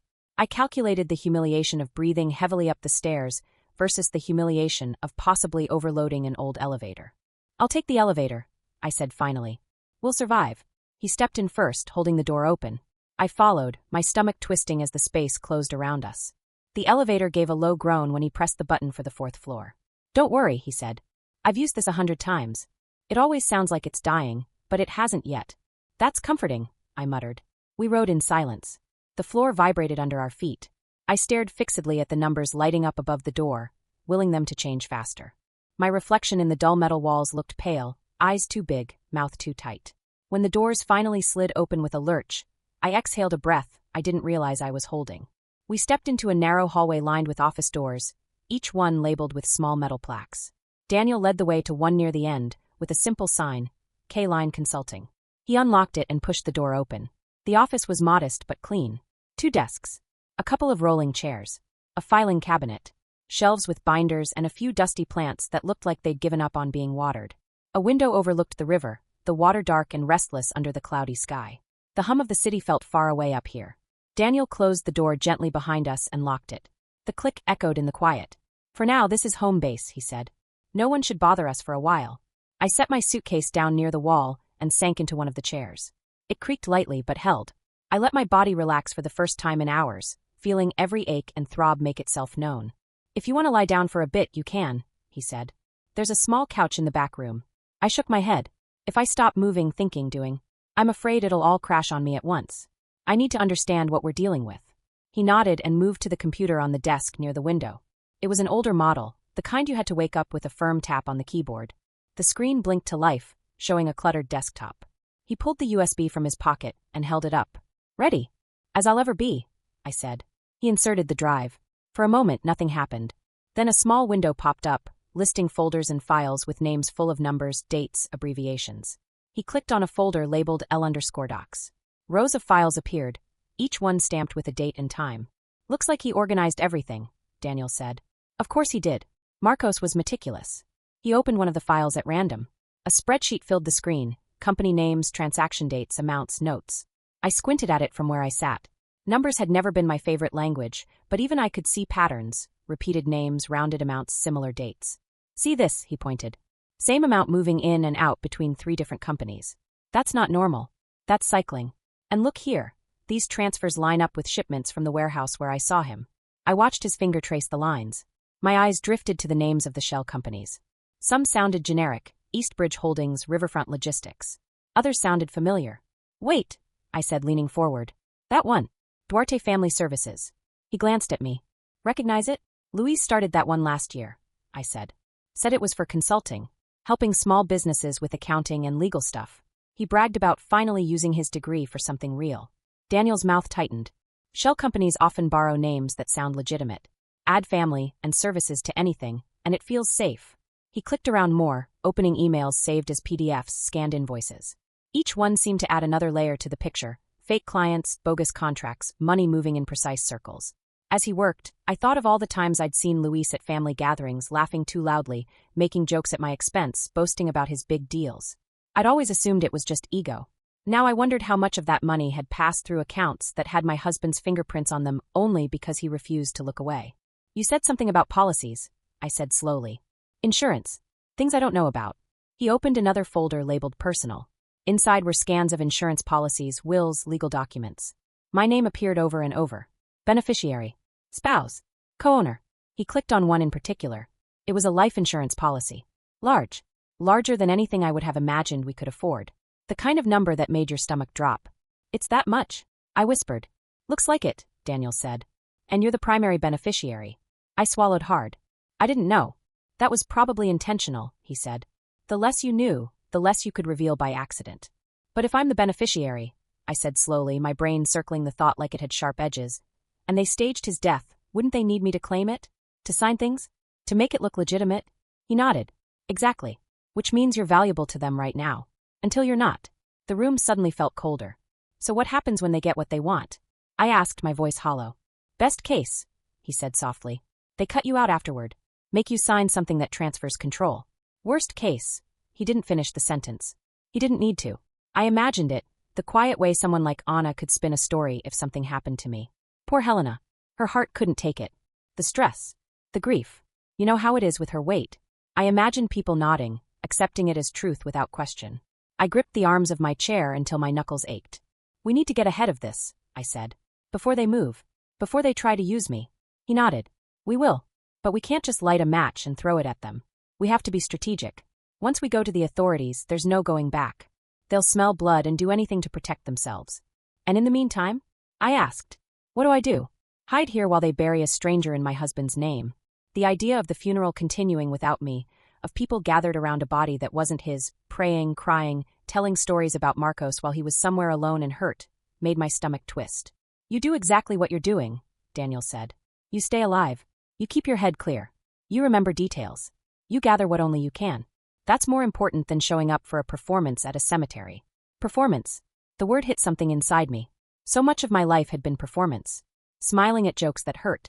Pretending I didn't notice when chairs groaned under my weight. Acting unbothered when people commented on my body, my food, my clothes. Hiding how deep the cuts went because people rolled their eyes when fat women said they were in pain. Now, for once, there was a stage I didn't need to stand on. A show I didn't have to participate in. My phone buzzed again. This time, it was a personal message from an unknown number. The preview on the lock screen made my blood run cold. You think you're clever? My fingers trembled as I opened it. The full message appeared. You think you're clever, Helena? Leaving the funeral like that? You forget how many people know where you live. How many people saw you today? Don't make a mistake you can't fix. No name. No picture. Just the words. I turned the screen so Daniel could see. His eyes narrowed. This is them, he said. Or someone working for them. They noticed you're gone. How did they get my number? I whispered, even though I knew the answer. Everyone had my number. Family, extended family. People from church even though I'd stopped going regularly. Grief made you reachable whether you wanted to be or not. Don't respond, he said. Not yet. We need to stay ahead, not react emotionally to every poke. I'm not good at that, I said. Not reacting. You're better than you think, he replied. You held it together through the funeral, through that phone call with Anna, through finding your home searched. That's more control than most people would have. I didn't feel controlled. I felt like a storm in too small a body. Another message came through. We're going to the cemetery soon. People are asking about you. Don't embarrass the family more than you already have. I didn't have to guess who that was. The tone was pure Anna, even without a name. Can they see where I am? I asked. Like right now. Turn off your location sharing, Daniel said. Check your apps. Social media. Anything where you might have agreed to share it without thinking. I opened my settings with fumbling hands, flipping switches off, revoking permissions I didn't even remember granting. A strange sense of exposure washed over me. How much of me had already been mapped, tracked, pinned on virtual maps I never saw? When I was done, I placed the phone face down on the desk. I can't do anything about the funeral now, I said, more to myself than to him. They'll go. They'll lower that coffin. They'll say words. They'll cry. And they'll all think I ran away because I couldn't bear it. Let them think that, he said quietly. Would you rather they know you're working against them? The honest answer was no. But another part of me, petty, wounded, still craving validation even now, wanted someone in that cemetery to understand. To know I wasn't weak. That I wasn't selfish or dramatic or ungrateful. That I was doing something brave. That I was trying to save him. They've never believed the best about me, I said. Why would today be any different? He didn't argue. We spent the next hour going through files. He copied some of them to the office computer, encrypting them in ways I didn't fully understand. I watched, absorbing what I could, asking questions where it made sense. As he worked, I felt a shift inside me that went beyond fear and anger. I felt involved. Not as an outsider being dragged behind events, but as someone actively shaping what came next. It was a strange new feeling. Heavy. Uncomfortable. But also right. At one point, my stomach growled loudly, breaking the concentration. I glanced at the takeout box on the floor near my chair. You should eat, Daniel said. It's been hours. And who knows when we'll get a real meal again today. I hesitated, hearing in my mind the phantom comments of people who didn't exist in this room, but lived permanently in my head. Of course she's eating at a time like this. She never misses a chance. But the hunger was real, and the day wasn't going to get any easier. I picked up the box, opened it, and started eating the cold eggs with my fingers because I couldn't find a fork. The texture was unpleasant, but the fuel hit my body quickly. I felt a little less shaky afterward. No one commented. No one stared. No one sighed. It shouldn't have felt revolutionary. When the sky started to darken near the window, Daniel finally leaned back from the screen and rubbed his eyes. This is enough for now, he said. We have a clear picture. We know the players. We know the accounts. The next step is figuring out how to turn this into something that can't be buried. And how do we do that? I asked. Go to the police? The media? A lawyer? Yes, he said. But not today. Today we make sure you're safe and we don't lose this drive. Tomorrow we start knocking on doors with a plan. Where am I supposed to sleep tonight? I asked. I can't go back home. If they've already been there, they might be watching it now. Waiting. I know a place, he said. Not perfect, but safe enough for a night or two. I swallowed. The idea of sleeping anywhere other than my bed, without his shape beside me, made my heart ache. But my bed was no longer a safe place. It was a scene of a search I hadn't consented to. Do you think he knows I'm doing all this? I asked suddenly. Marcos, do you think he knows I left the funeral? Found the note. Gave you the drive. Daniel looked at me, really looked, his gaze softer than it had been all day. If he's alive, he said, and if he has any way of getting updates, then yeah. I think he knows. And I think it's probably the only thing keeping him from giving up. The idea settled in my chest with a weight that wasn't entirely painful. For so long, I'd believed I was the one dragging him down. The embarrassing wife. The heavy anchor. The one he had to explain, apologize for, compensate for. Now, for the first time, it occurred to me that maybe I was part of what kept him grounded. That my existence, my stubbornness, my love, might be a reason for him to hold on. I stood up, my joints popping softly, and walked to the window. The river looked almost black under the thickening clouds, small waves shivering across its surface. Car lights moved along the road, tiny streaks in the distance. Somewhere across the city, people were finishing shifts, picking up kids, complaining about the weather. In a cemetery, not far from us, someone was lowering a coffin into the ground. I pictured it. The artificial green carpet. The polished wood. The priest's lowered head. The murmured prayers. The handfuls of earth. I pictured Anna's face, serious, composed, maybe even tear-streaked in a way that would elicit sympathy. I pictured his mother clutching a tissue dramatically. I pictured people whispering about my absence. I let the image form completely. Then I let it go. Behind me, my suitcase stood by the wall. The USB sat in Daniel's jacket pocket. The note pressed warm against my skin. Once, not too long ago, I would have believed that being fat meant my world had to be small. That I was meant to occupy corners, margins, background spaces. That I was lucky to get whatever love or safety someone decided to offer me. Now, standing in that office overlooking the river, my life split cleanly into before and after. Before, shrinking, apologizing, swallowing. After this, a woman who had walked away from a funeral, found proof of a crime, and decided not to let other people decide how much space she was allowed to take in her own story. I rested my palm against the cool glass and closed my eyes for a moment. Marcos, I thought, not sure if I was praying or just talking to the air. Hold on. I'm not done yet. Behind me, Daniel cleared his throat. You ready to move again? He asked. I opened my eyes, looked at the darkening city, and nodded. Yeah, I said. Let's go ruin their plans. We left the office when the sky had turned from gray to almost black, the city lights flickering on in clusters that reflected faintly off the river. The cold bit harder now, cutting through my coat with a sharper edge. I pulled my scarf up to my chin and gripped the suitcase handle tighter. Where is this place? I asked as we walked toward the nearest bus stop. Not far, Daniel said. In Brooklyn. Friend of mine has a small photography studio near the Navy Yard. He's out of town on assignment. He lets me crash there sometimes when I'm working late or don't want to go home. No one will connect it to you. Why not just your apartment? I asked. He gave me a sideways look. Because if they know I've been helping Marcos, and they do any digging on me, my home address is the first place they'll look. I'm not putting you in that kind of obvious danger. Obvious danger. The phrase made a bitter sort of sense. I was starting to understand that the real threats didn't always show up like movie villains. Sometimes they wore suits and fake sympathy, and called you querida while planning how to erase you. We took a bus, then the subway. I hated the subway at the best of times, crowded platforms, narrow seats, the constant press of bodies. Tonight, the train car felt like a different planet. Noisy. Bright. Too awake for what was happening inside me. I held the metal pole and avoided looking at our reflections in the darkened windows. I didn't want to see myself standing there, wide and heavy, in between slimmer strangers who swayed with the train more gracefully than I ever could. At one point, the car shifted and I stumbled slightly. Daniel's hand shot out to steady me, catching my elbow. A man sitting nearby watched the interaction and smirked, as if he'd just witnessed something amusing. She almost went down, he muttered to the woman next to him, not quite softly enough. Heat flooded my face. I stared at the floor, pretending I hadn't heard. The old instinct rose up, apologize, laugh along, make it easy for them. But I was too tired, too raw, too full of more important fear to cushion anyone else's comfort. We reached our stop and climbed the stairs to the street. The Brooklyn air felt slightly different. Colder, maybe. Or maybe I was just more aware of everything now. The studio was in a low building on a quiet block, the kind of place you wouldn't notice unless you knew to look. A metal roll-up door covered the entrance, graffiti curling across the bottom. Beside it, a smaller door with a keypad. Daniel punched in a code, and the lock clicked.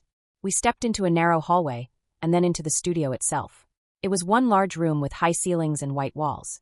Light stands and backdrops lined one side. A worn couch sat against the far wall, flanked by two small side tables and a lamp. There was a mini fridge, a microwave, and a sink in the corner. It smelled faintly of coffee, dust, and something floral, maybe leftover from a photo shoot. You can take the couch, Daniel said, closing the door behind us. There's a storage closet over there with blankets and pillows. Bathrooms through that door. No shower, just a sink and toilet. It's not luxury, but it's safe, I finished for him. That's enough. He nodded. I set my suitcase down next to the couch. The cushions sank under my hand, soft and a little lumpy. My body ached in that deep, full way that has nothing to do with muscles and everything to do with emotions. Do you want to call anyone? He asked. Someone you trust who isn't involved with his family? I thought about Rosa. How she had looked at me at the funeral, eyes kind, hands warm. How she always told me I worked too hard and took too little credit. I don't want to put anyone else at risk, I said. Not yet. Fair, he said. But eventually you're going to need a support system. Even just emotionally. I let out a humorless sound. I've survived this long without one. Have you? He asked quietly. The question landed harder than I expected. I sat down on the couch, the springs creaking a little under my weight. I didn't answer right away. For most of my life, I had thought of survival as normal. As baseline. I didn't think of my daily endurance as anything special. I just got up, did what had to be done, swallowed what hurt, tried to stay out of the way. Was that survival or just slow drowning? I shrugged. I'm here. I still get up every morning. I still go to work. I still exist. There's a difference between existing and being alive, Daniel said. Easy for you to say, I muttered. He didn't push. I'll be over there, he said, nodding toward the table near the equipment. I want to make extra backups of everything from the drive and send some encrypted files to a contact of mine. If something happens to us, this doesn't die with us. The casual way he said if something happens made my skin prickle. But I also understood. This was bigger than me, than him. Bigger even than Marcos. Okay, I said. I took off my coat and folded it across the back of the couch. Without it, I felt exposed, my body more visible in my black dress. I resisted the urge to wrap myself in a blanket immediately, and instead walked to the bathroom. Under the harsh fluorescent light, I caught sight of myself in the mirror. My hair was frizzing out of its clip. Mascara smudged under my eyes. My cheeks were blotchy, my mouth drawn. For a moment, I didn't see a woman in the middle of a dangerous conspiracy. I saw every version of myself that had ever felt too much and not enough at the same time. The teenager who pretended not to hear the boys in the hallway oinking when she walked by. The 20-something who cried in a department store dressing room because nothing fit. The 35-year-old who smiled tightly at the doctor who told her to just lose weight when she came in for a sprained ankle. The 45-year-old who dreaded family gatherings more for the comments than the cooking. I turned on the faucet and splashed water on my face. The cold hit my skin like a reset button. I patted my cheeks dry with a rough paper towel and stared at myself again. "You're not the joke here," I whispered. Saying it out loud felt strange. Wrong, almost. Like I was committing some kind of social sin by refusing to make myself the punchline. I went back out to the main room and sank onto the couch again. Daniel was focused on the laptop, fingers moving quickly over the keys. His brow was furrowed, his jaw clenched. "Do you trust your contact?" I asked. "With my life," he said. "And yours." That would have sounded dramatic a week ago. Now it felt like simple math. I took my phone out, hesitated, then opened my messages. Marcos's texts were still there. "Fuja. Neo est morto. Don't leave the building yet. And don't trust my family. They're watching you. Please be careful. I believe in you. Please don't let them see you run. Someone will come talk to you. Trust him. His name is Daniel. That's my girl." I reread them over and over, my thumb hovering above the keyboard. Finally, I typed. "I found your note. I found the drive. I'm not at the funeral anymore. I'm with Daniel. We're not letting them get away with this." I stared at the screen, watching the 3 dots appear and disappear like a failing heartbeat. No response. Minutes passed. 10. 15. Still nothing. My mind started spinning with possibilities. Maybe they'd taken his phone. Maybe he couldn't type. Maybe he was unconscious. Maybe my message put him in more danger. Maybe. "Don't go there," Daniel said without looking up. "He might be somewhere he can't answer. Or they changed his access. Or his battery died. Or 100 other things that aren't fatal." "You don't know that," I said softly. "No," he said. "I don't. But obsessing over what you can't control will eat you alive." "It's been eating me alive for years," I said. "Just in a different flavor." He glanced at me then, really looked, and I saw something shift in his eyes. Understanding, maybe, or at least respect. "Get some rest," he said. "You might not be able to sleep, but at least lie down. I'll wake you if anything comes up." I wanted to protest. To insist I would stay awake, stay strong, stay useful. But my body was already sagging, the adrenaline drain leaving a heavy ache in its wake. I pulled a blanket from the closet, wrapped it around myself, and lay down on the couch. It was shorter than my bed, narrower, but surprisingly comfortable. The cushions sagged just enough to hold me without judgment. I stared at the ceiling, tracing cracks in the paint, listening to the faint hum of the city through the walls. I thought of the coffin. I thought of Marcos's face in that blurry photo. I thought of Anna's voice telling me I was a burden. I thought of Marcos's handwriting telling me I was his plan. Slowly, despite everything, my eyes grew heavy. I drifted into a thin, jagged sleep. When I woke up, the room was dark except for the glow from the laptop screen. My neck ached. My legs were stiff. I had a vague memory of dreaming about being trapped in a glass coffin, pounding on the lid while people above laughed, telling me I was overreacting. Daniel was still at the desk, though his posture had slumped. His eyes were closed, chin on his chest, one hand resting on the laptop keyboard. I sat up slowly, the blanket sliding to my lap. My phone lay on the floor beside the couch where I must have dropped it. A new message notification lit the screen. My heart leapt into my throat as I grabbed it. It wasn't from Marcos. It was from an unknown number again. "You disappeared. That's not smart. We're going to talk soon." My hands trembled. I read it 3 times, trying to parse tone into the plain black letters. It wasn't long, but it was full of threat. Daniel stirred. "What time is it?" he muttered, rubbing his eyes. I checked the corner of the screen. 2:17. "In the morning," he groaned. "Who else texts threats at 2:17 in the afternoon?" I said dryly. He huffed out a breath that was almost a laugh. "Fair." I handed him the phone. He read the message and frowned. "They're getting bolder," he said. "We're making them nervous." "That sounds dangerously like a compliment," I said. "It is," he replied. "It also means we have to move faster." "Move where?" I asked. "To who?" He leaned back, thinking. "We can't sit on this much longer. We need someone with both power and distance from your family. Someone who doesn't owe them favors and isn't scared to poke at money." "A reporter?" I asked. "Maybe," he said. "But reporters need time to verify. Time we don't have. I'm thinking more like a federal agent. Financial crimes. Organized fraud. People who get promoted for ripping these kinds of schemes apart. Do you know someone like that?" I asked. He hesitated. "Not personally. But my contact might. And if we frame this right, not as my husband is alive and kidnapped, but as here's a massive fraud operation with clear documentation, we might at least get them interested enough to look." "And if they look," I said slowly, "they might find him." "Exactly. The idea of telling our story to a stranger, a man or woman in a suit who had never met me, who might look at my body before my grief, made my stomach churn. I imagined the careful neutrality on their face when I explained how I got the text at the funeral, how I left, how I found the note. I could already hear the internal monologue I'd assigned to them. She's emotional. She's desperate. She's grieving. Maybe even unstable. We need leverage, I said. Something that makes them take this seriously, Even if they think I'm whatever they think I am. He nodded slowly. Then we use what they care about more than feelings. Numbers. Money. Risk. He picked up the USB drive, turning it between his fingers. Let me make a call, he said. He stepped away, dialing a number from memory. I watched his face as he spoke in low tones, too far for me to hear clearly. He paced near the window, nodding, frowning, running a hand through his hair. After about 15 minutes, he hung up and came back. Okay, he said. I think we have a shot. With who? I asked. There's a federal agent my contact knows, he said. Specializes in financial crimes. She's not based in New York, but she's currently working a case that overlaps with some of the companies on this drive. If we can prove there's a link, she has jurisdiction. What's her name? I asked. Agent Carla Morrison, he said. Apparently she's the kind of person who doesn't care who gets uncomfortable, as long as she can follow the trail. That sounds terrifying, I said. That sounds perfect, he corrected. What do we do? I asked. He checked his phone. She's flying in tomorrow afternoon. She agreed to meet us. Off the record at first. If she thinks it's solid, she'll bring it into her case. Nobody from my family can know, I said quickly. Of course not, he said. We won't tell anyone where we're meeting her. No phones out. No unnecessary details. I nodded, trying to steady my breathing. Tomorrow. Another day of not knowing where Marcos was. Another day of existing in this strange limbo between widow and wife. I lay back down, but sleep didn't return. I stared into the darkness, listening to the soft ticking of something in the wall, the occasional whoosh of a car passing outside. In the early morning, when the sky began to lighten from black to deep blue, I finally dozed. When I woke again, pale daylight seeped through the high windows, making everything look a little less threatening and a little more unreal. Daniel had gone out and come back at some point, because there was now a paper bag on the table. I got us bagels, he said. And coffee.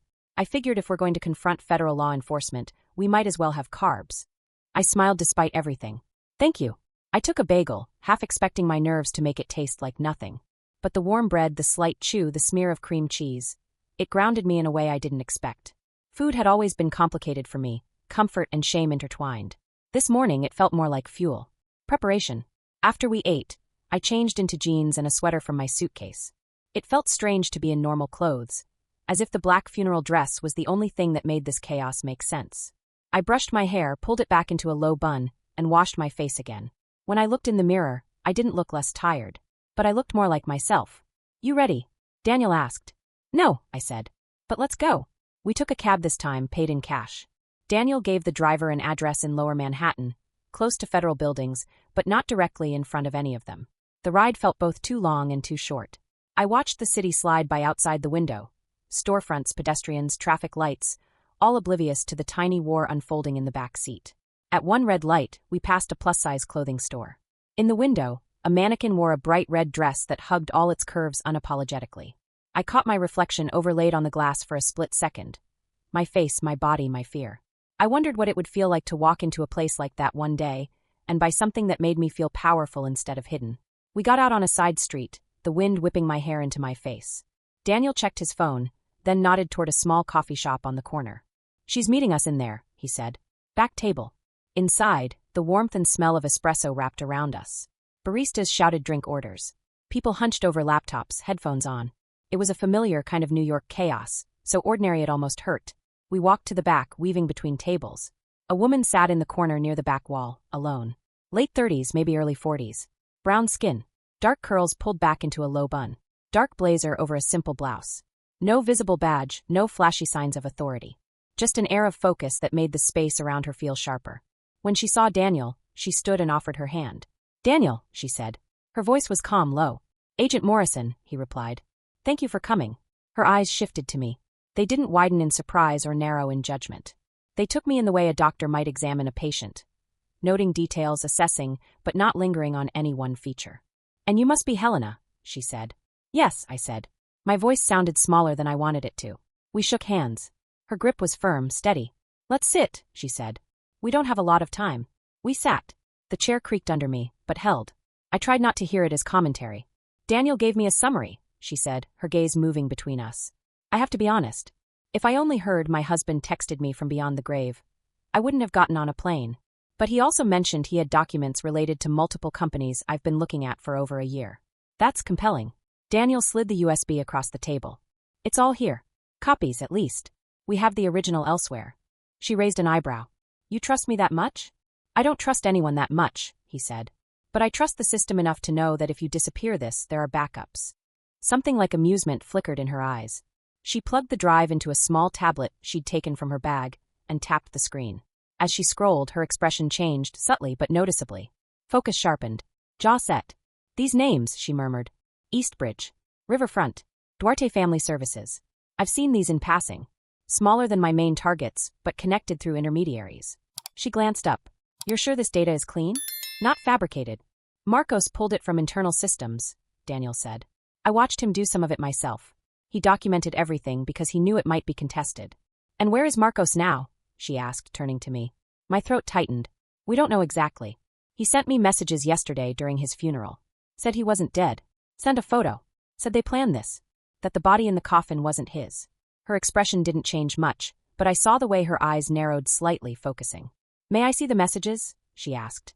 I unlocked my phone, hands sweating, and handed it to her.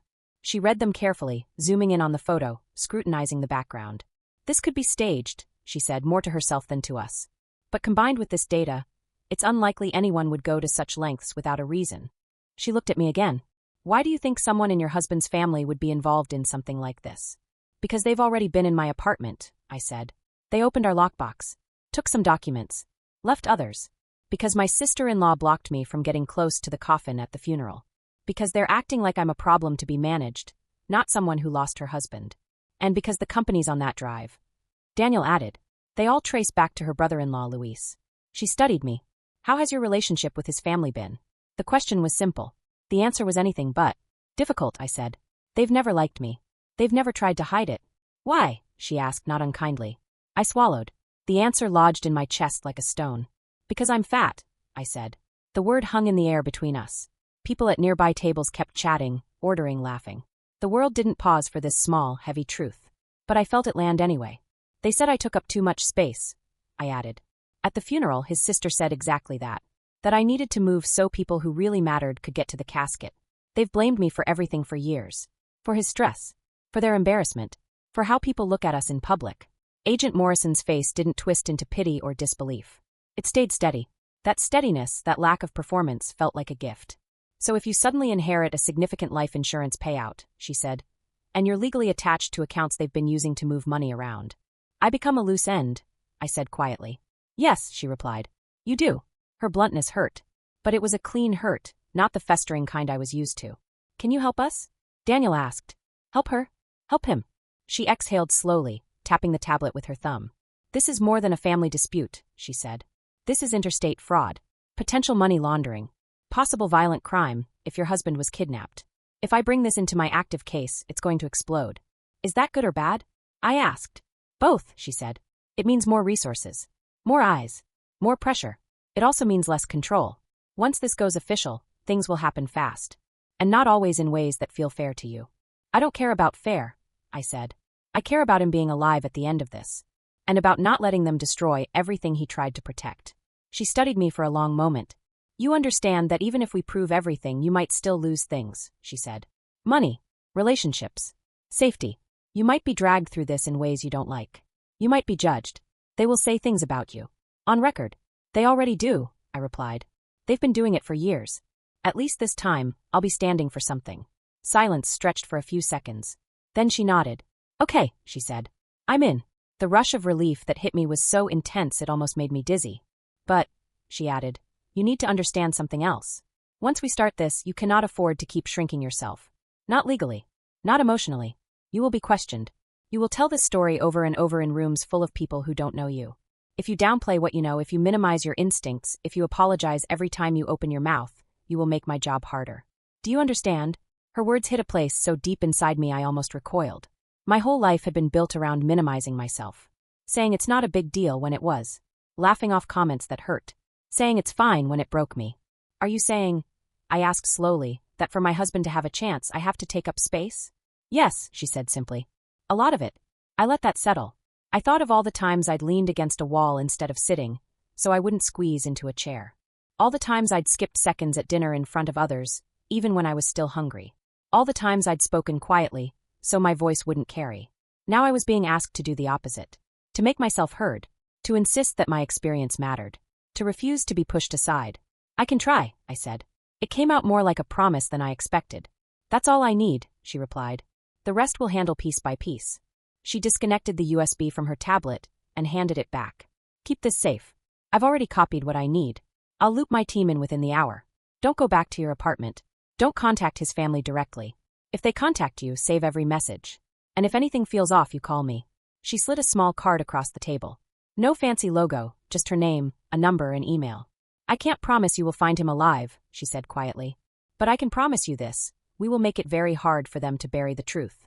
For the first time since the funeral began, I felt a flicker of something that wasn't just fear. Not hope, exactly. Something more grounded. More dangerous. Resolve. We left the coffee shop and stepped back into the bright January afternoon. The cold didn't feel as sharp now. Or maybe I was just more awake to other sensations. The weight of the card in my hand, the USB in Daniel's pocket, the echo of her words in my head. Once we start this, you cannot afford to keep shrinking yourself. I had built my whole life around shrinking. Around making my body, my feelings, my needs as small and easy to ignore as possible. Now, between the funeral that wasn't real, the messages that shattered my reality, the note that proved my husband believed in me more than I believed in myself, and the decision of a federal agent to step into our mess, my life had shifted into something else entirely. We walked down the block, blending into the crowd. People brushed past us, each carrying their own invisible burdens. I straightened my back. I didn't know exactly how this story would end. I didn't know if I'd ever get to hold Marcos again, to feel his head on my shoulder, to hear him laugh at something stupid on TV. But I knew this. I was no longer just the fat woman in the corner absorbing everyone else's discomfort. I was the one holding the thread that might unravel everything. And I wasn't letting go. We walked for a while without talking, the city noise filling the spaces between us. Cars honked, people shouted, a siren wailed somewhere far off. I felt like I was walking through two worlds at once. The ordinary New York everyone else inhabited and the thin, tense thread of mine, stretched over fraud, kidnapping, and a funeral that wasn't real. Eventually we headed back toward the studio. Inside, with the door locked and the blinds half closed, the silence felt heavier. Daniel paced, phone in hand, while I sat on the couch and tried to remember how to breathe normally. I kept checking my phone for a message from Marcos that never came. Agent Morrison texted first. I've initiated a parallel review of the companies on your drive. We're cross-referencing with our current case. Do not reach out to any family members.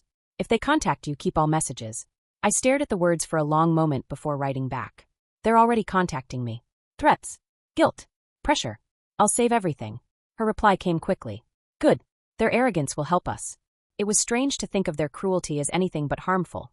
But if there was one thing I knew about Ana and Luis, it was that they believed deeply in their own intelligence. They truly thought they were smarter than everyone else in the room. They never imagined that the person they'd spent years treating like a joke might be the one quietly threading all their loose ends together. That night, sleep didn't really come. I drifted in and out, my body exhausted, my mind electric. Every time a car passed outside or a pipe creaked in the wall, I jolted awake, half expecting someone to kick in the door. Around 3 a.m, my phone buzzed again. You're making this harder than it needs to be. No name. No identification. Just that. I typed a reply twice and erased it twice. Anxiety pushed my words forward, caution dragged them back. Finally I wrote. I lost my husband. I'm not doing anything except trying to survive. I hovered over the send button, then didn't press it. Instead I locked the screen and placed the phone face down on my chest. Let them stew in their own uncertainty for once. The next 2 days were a blur of waiting, updates, and tiny practical moments that kept pulling me back into my body. Eating. Brushing my teeth at the little studio sink. Changing clothes. Trying to stretch my legs so my knees wouldn't lock up from the couch. Agent Morrison checked in twice more. We've confirmed several fraudulent accounts. Your brother-in-law is a common link. We are building a formal case. Do not leak any information online. Do not tell friends. This has to hit them at once, not drip by drip. Then on the third morning her message was different. Helena, we're going to need you to help us with something. In person. My heart jumped into my throat. What do you need? I wrote. There was a pause. I imagined her sitting at a desk somewhere, surrounded by files and screens and people in suits, weighing what to say. We believe they're going to make a move on you. They've been in contact with the insurance company, trying to help with your claim. We want to intercept the next step. My fingers tightened around the phone. How? I asked. We want you to agree to a meeting, she wrote. Somewhere public. They'll try to corner you into signing something. We'll be listening. Watching. If they incriminate themselves, we'll move. Fear shot through me sharp and cold. You want to use me as bait, I typed. It felt like the most obvious sentence in the world. Another pause. Yes, she wrote. But I won't pretend this is safe. It's a risk. You can say no. I stared at those words. You can say no. How many times in my life had I said yes when I should have said no? Yes, I'll come even though I'm exhausted. Yes, I'll sit in that tiny chair, even though I know it'll dig into my hips. Yes, it's fine. Don't worry about me. Yes, I understand. Yes, I'll just ignore it. Yes, I'll swallow the joke. Yes, I'll be smaller if that makes it easier. Now the stakes were much higher than personal discomfort. Daniel watched me from the table, his expression unreadable. What does she want? He asked. She wants me to meet them, I said. On purpose. So they'll make mistakes with the FBI listening. He exhaled slowly. That's fast.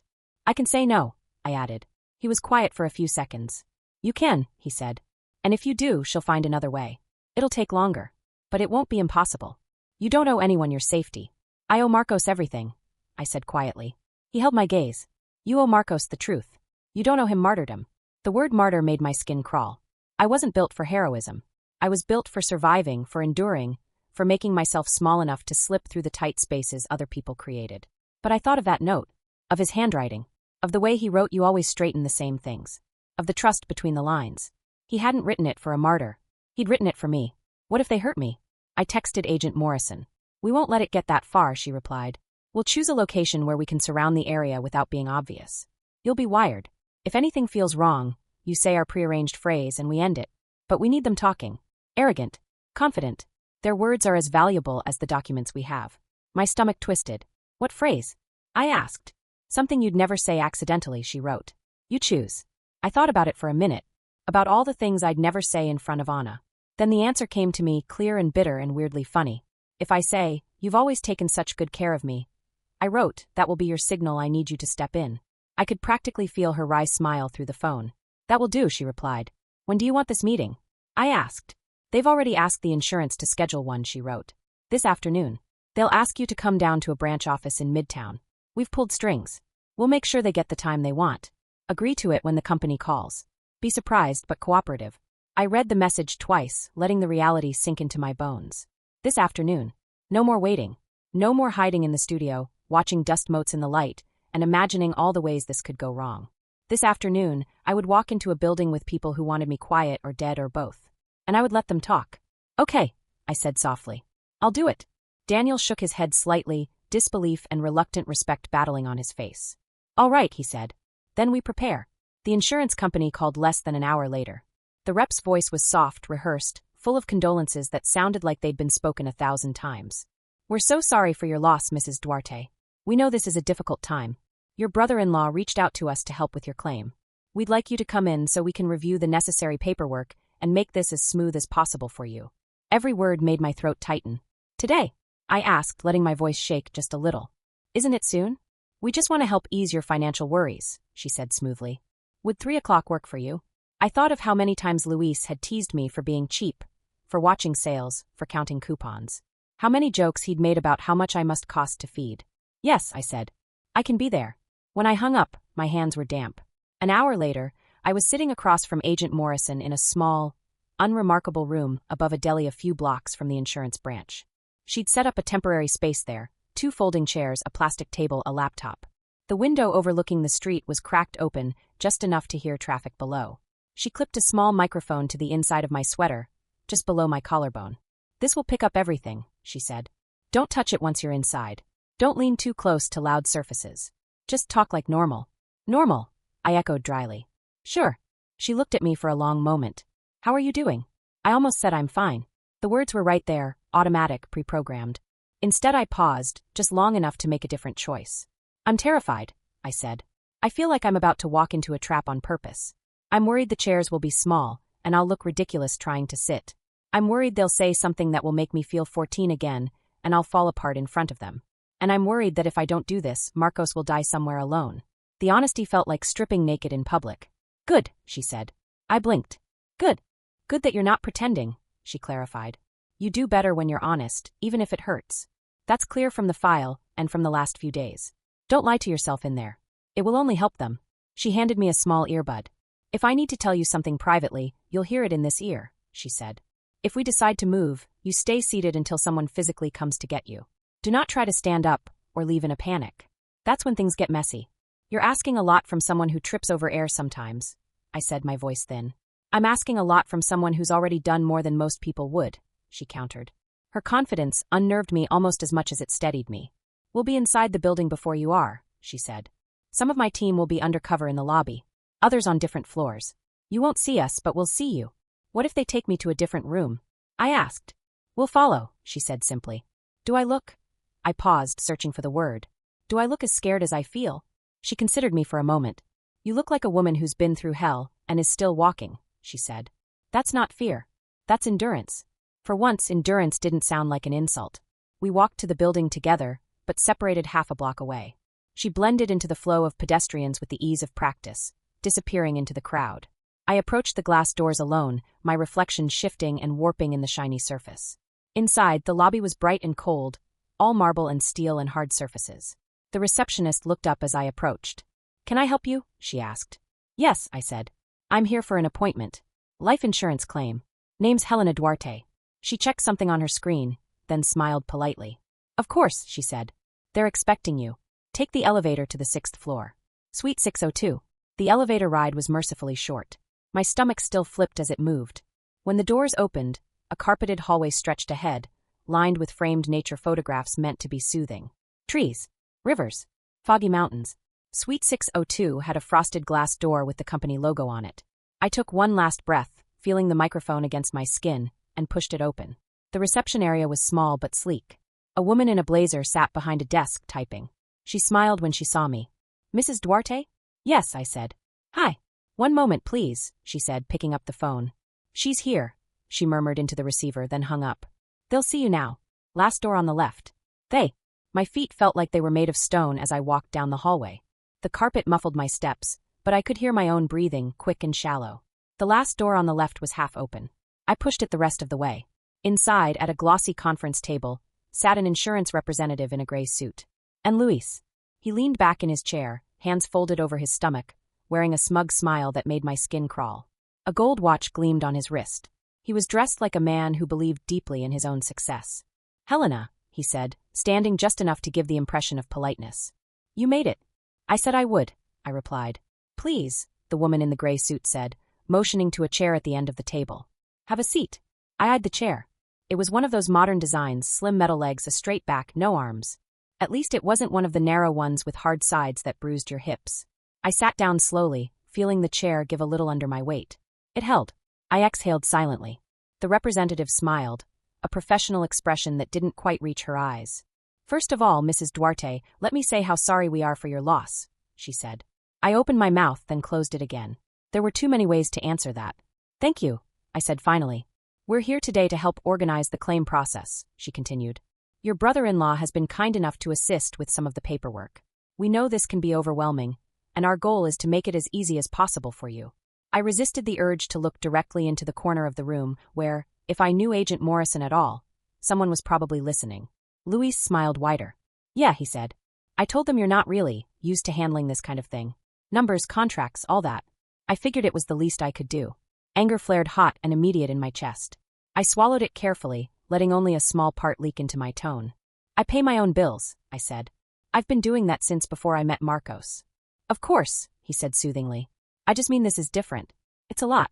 And you're under so much emotional strain. We don't want you to sign something you don't understand. That was exactly what they wanted. The representative slid a stack of papers toward me. This is a standard release, she said. It allows us to coordinate with the executor of the estate to ensure the funds are managed properly. He'll help you handle everything responsibly. He, I repeated. Luis. She smiled. The family agreed it made sense for him to act as liaison. Something buzzed faintly in my ear. Morrison's voice, low and calm. Don't sign anything. Ask questions. I kept my eyes on the document, pretending to skim it. The text swam, small and dense. Legal language crowded every line. What does it mean exactly? I asked. This managed properly part? It means the funds would be placed under a temporary administrative control, the representative said smoothly. Just until the estate is fully processed. Then your portion would be distributed accordingly. Accordingly. And what's my portion? I asked. Luis shifted in his chair. Don't worry about that, he said quickly. We'll make sure you're taken care of. You don't have to stress about percentages and details. Yes, you do, Morrison's voice murmured faintly. Stress the details. No, I said aloud. I think I do.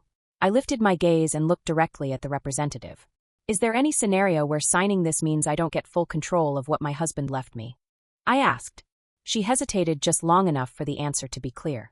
This will allow your brother-in-law to assist with decisions, she said. For your benefit. For my benefit, I repeated. So he would decide what's best for me? Legally, he would co-manage the funds, she said. So I'd be giving him power, I said. Over money my husband left for me. That my husband chose to trust me with. Luis laughed softly. Helena, he said, his tone dipping into something patronizing and sharp. You really think Marcos wanted you handling large sums of money on your own? Come on. He knew what you're like. You'd give half of it to that bakery, spend the rest on, whatever. Food. Rent. Little things. You don't think long-term. I felt my face heat. My instinct was to flinch, to shrink, to change the subject. To avoid conflict. Instead, I let the anger settle into something heavier. He trusted me enough to marry me, I said. To build a life with me. To share a home, a bed, a bank account. Maybe you didn't see that part. Luis's eyes hardened. What I see, he said, is a woman who barely showed up to her own husband's funeral. You disappeared. You ran away. Do you have any idea how that looked? Everyone saw it. Everyone's talking about it. You embarrassed the family. There it was again. Embarrassment. The family. I stepped out because I thought I was going to pass out, I said. I could barely breathe. Because you made it about you, he snapped. As usual. His words cut, but not like they used to. They landed on something sturdier now. I thought grief was allowed to be about the person who lost their husband, I said. Silly me. The representative shifted, clearly not expecting this conversation to go off script. Maybe we should focus on the documents, she suggested. Exactly, Luis said. We're here to help you, Helena. You're not thinking clearly. You're overwhelmed. You've never handled this kind of money. You don't have the discipline. You'll just consume it. The word consume held a particular sting. I stared at him. All my life, I said slowly, you've talked about me like I was a problem. A weight. A burden. Something your brother had to carry. You made jokes. You pushed me into corners. At his own funeral, your sister told me I took up too much space.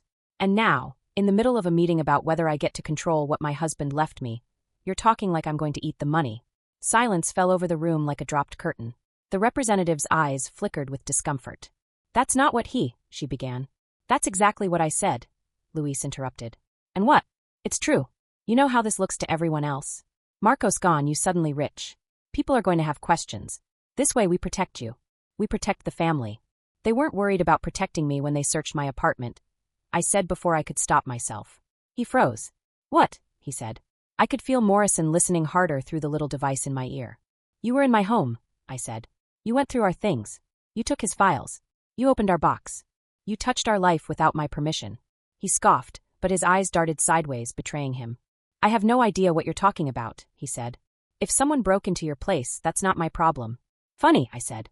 Because the box under our bed doesn't open itself. And I doubt a random thief would be interested only in his documents and leave everything else intact. The representative cleared her throat. I really don't think this line of discussion is productive, she said. We're just here to secure control, I cut in. That's what you're here to do. Not protect me. Not help me. Not honor Marcos. Control me. Luis's jaw tightened. You think you can do this on your own? He asked softly. You, the woman who couldn't even stand near his coffin without making a scene? You think you're the one who should be trusted to carry his legacy? My eyes burned, but I didn't let the tears fall. You don't get to decide what kind of wife I was, I said. You weren't there on the Tuesday nights when he came home exhausted, and I made him soup, and we sat on the couch in our pajamas. You weren't there when he was sick, and I stayed up all night changing cold compresses.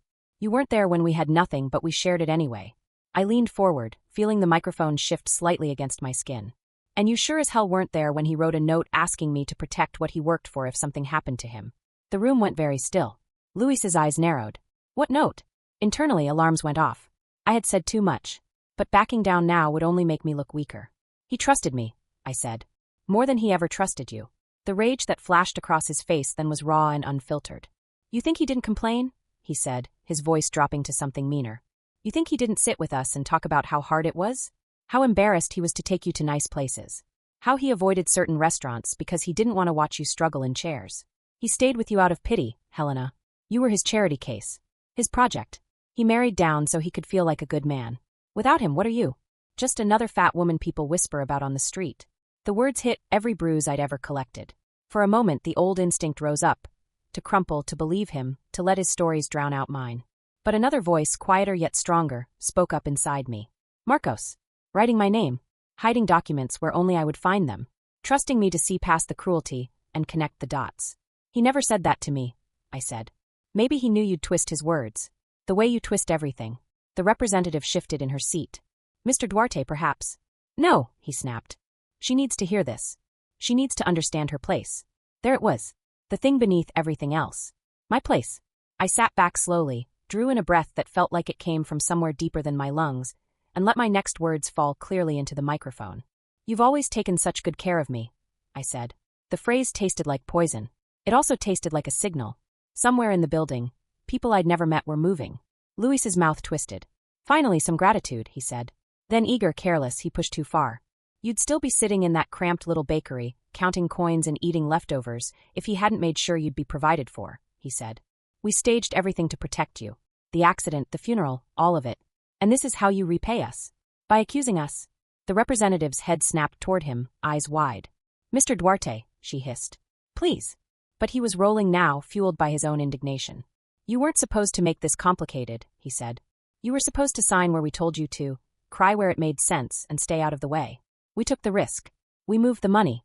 We dealt with the people at the warehouse. We made sure the body in that car looked enough like him. Do you know how hard it is to get those details right?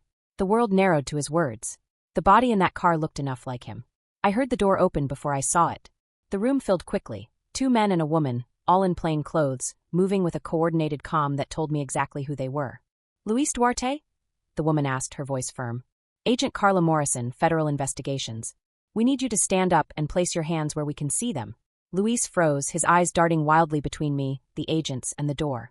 This is a mistake, he said. You can't just. We can, she said. And we are. You have the right to remain silent. He lunged for the papers on the table. One of the agents grabbed him, pressing him down with practiced efficiency.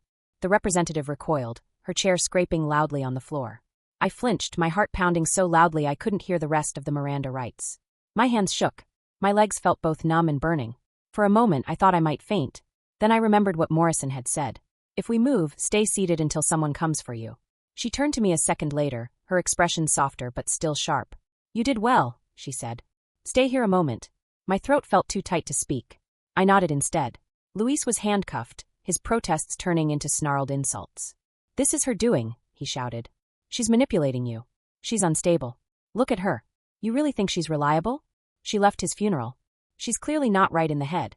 Mr. Duarte, Morrison said sharply, I suggest you exercise your right to remain silent before you make this worse for yourself. He glared at me over his shoulder, hatred burning in his eyes. This isn't over, he hissed. For the first time, his threat didn't land inside me like a blade. It slid off something harder. Morrison gave a small nod toward one of the other agents, who guided me gently out of the room a few minutes later. As we stepped into the hallway, my legs nearly gave out. You're okay, he said quickly, steadying me. I wanted to say no, I'm absolutely not okay. But the next second, I saw Morrison walking toward me. Her expression had changed. There was something in her eyes I couldn't read at first. Determination, yes. Professional satisfaction. But also something softer. We just got word from the other team, she said. My heart clenched in my chest. What team? The one at the warehouse, she said. We didn't just go after Luis. I gripped the side of the wall. Is he? I couldn't finish the sentence. The word alive felt too heavy. She didn't make me. He's alive, she said. In rough shape. Dehydrated. Injuries. But alive. They're taking him to the hospital now. We can get you there. For a moment, the world went blurry. The hallway. The framed photos. The agent beside me. All of it softened. The only thing sharp was that word. Alive. I hadn't realized how deeply I'd started to prepare myself for the opposite. I covered my mouth with my hand. A sound tore out of me, half sob, half laugh, entirely unplanned. Can I see him? I whispered. Yes, she said. But understand this, he's been through a trauma. So have you. This moment will be intense. Don't rush. Breathe. Breathe. As if breathing had ever been simple in a world that made my lungs work harder just to exist. We rode in a government car with the siren off. The city blurred by in streaks of gray and yellow. My hands shook in my lap.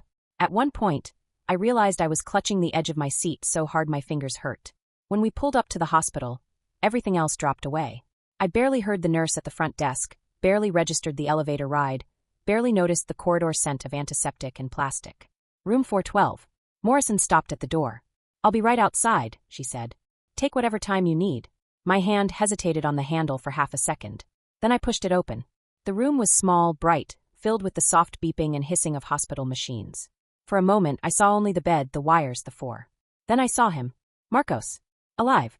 His face was bruised, a purple bloom spreading along his jaw. There was a bandage near his hairline, another on his forearm. His lips were cracked. His eyes were closed. For a terrifying second, I thought I was too late. Marcos, I whispered.